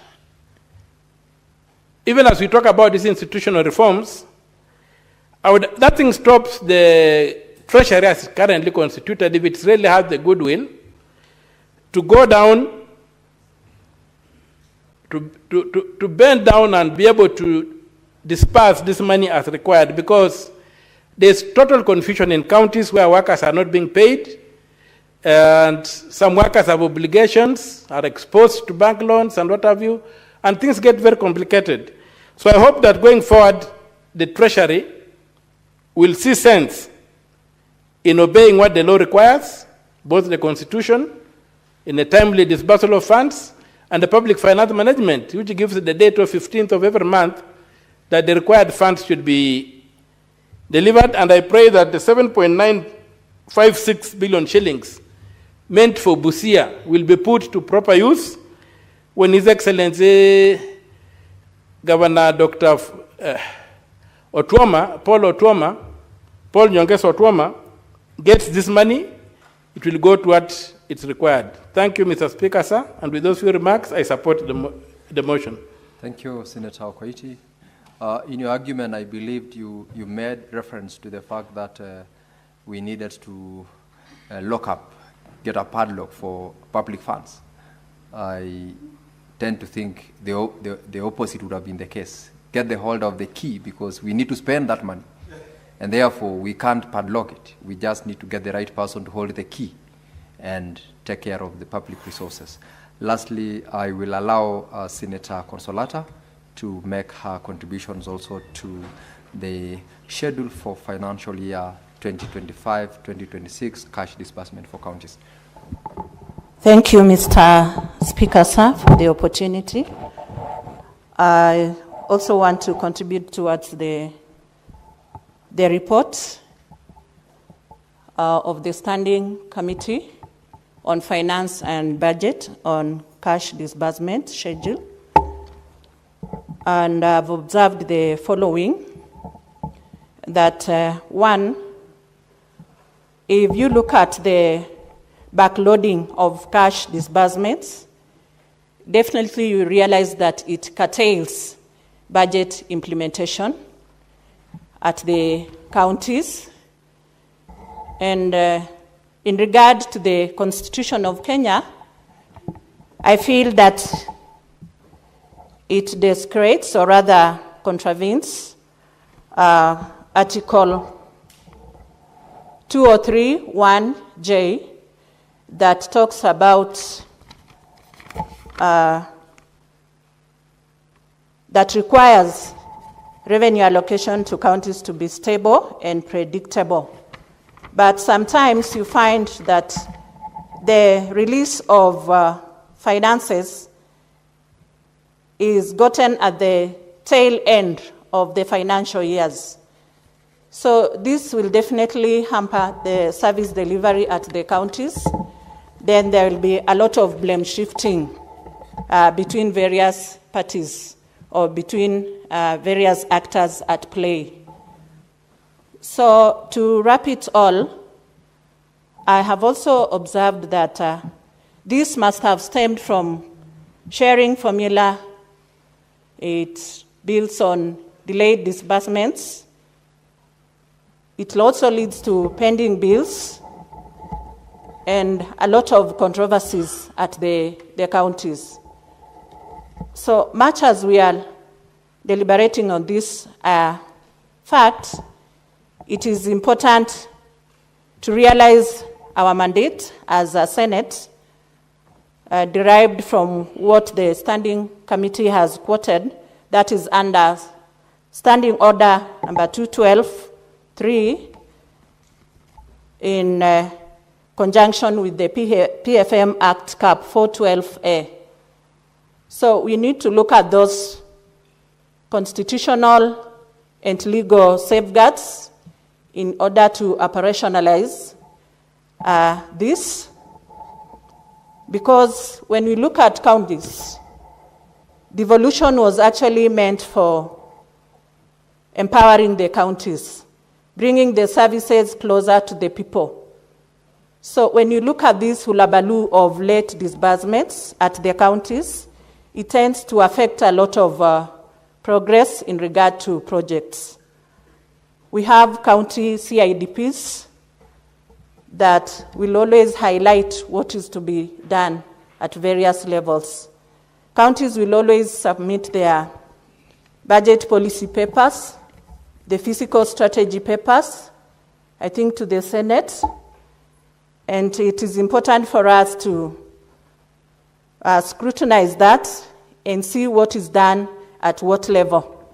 From a project management and planning point of view, a project has a definite start and a definite end. So there are those time frames vis-a-vis the budgets that are given. So we normally follow the itemized budget to carry out activities, and that is how the counties operate. And therefore, it is our duty as a Senate, or rather as a House, to maybe infuse something like a monitoring and evaluation tool to keep track of the uptake of these funds. We can also propose to have a risk management and a risk assessment tool so that we can be able also to look at these risks that might culminate out of these hitches in regard to the operationalization, or rather the implementation of the budget. There is also need for us as a House, through the relevant standing committee, to maybe design a feedback loop, or rather mechanism, to fetch information or feedback regarding the uptake of these finances and the way they have been used at the counties. So let's look at it, because it is our fiscal responsibility to oversee the prudent use of public finances or other resources, and also adhere to compliance or rather conformity to the same. I want to finish by pointing out that all this has a circle. We have the leaders in place, we have the COB, we have the EACC, we have the Auditor General, and all inclusive. So let's harmonize the operations, and as a Senate, let's look at that, because these delays will always even bring conflicts in the counties and even amongst ourselves, in that we shall have to have that silo mentality of having negative competition where there is a mismatch in communication, and that hampers service delivery. So for the purpose of efficacy, let us follow the rules. Thank you, Mr. Speaker. Let's rise. Senator Consolata, when the House resumes, you will still... Sorry, okay, thank you very much. Thank you for that. Honorable Senators, it's now 6:30 p.m. Time to adjourn the Senate. The Senate therefore stands adjourned until tomorrow, Thursday, 25th of September, 2025 at 2:30 p.m.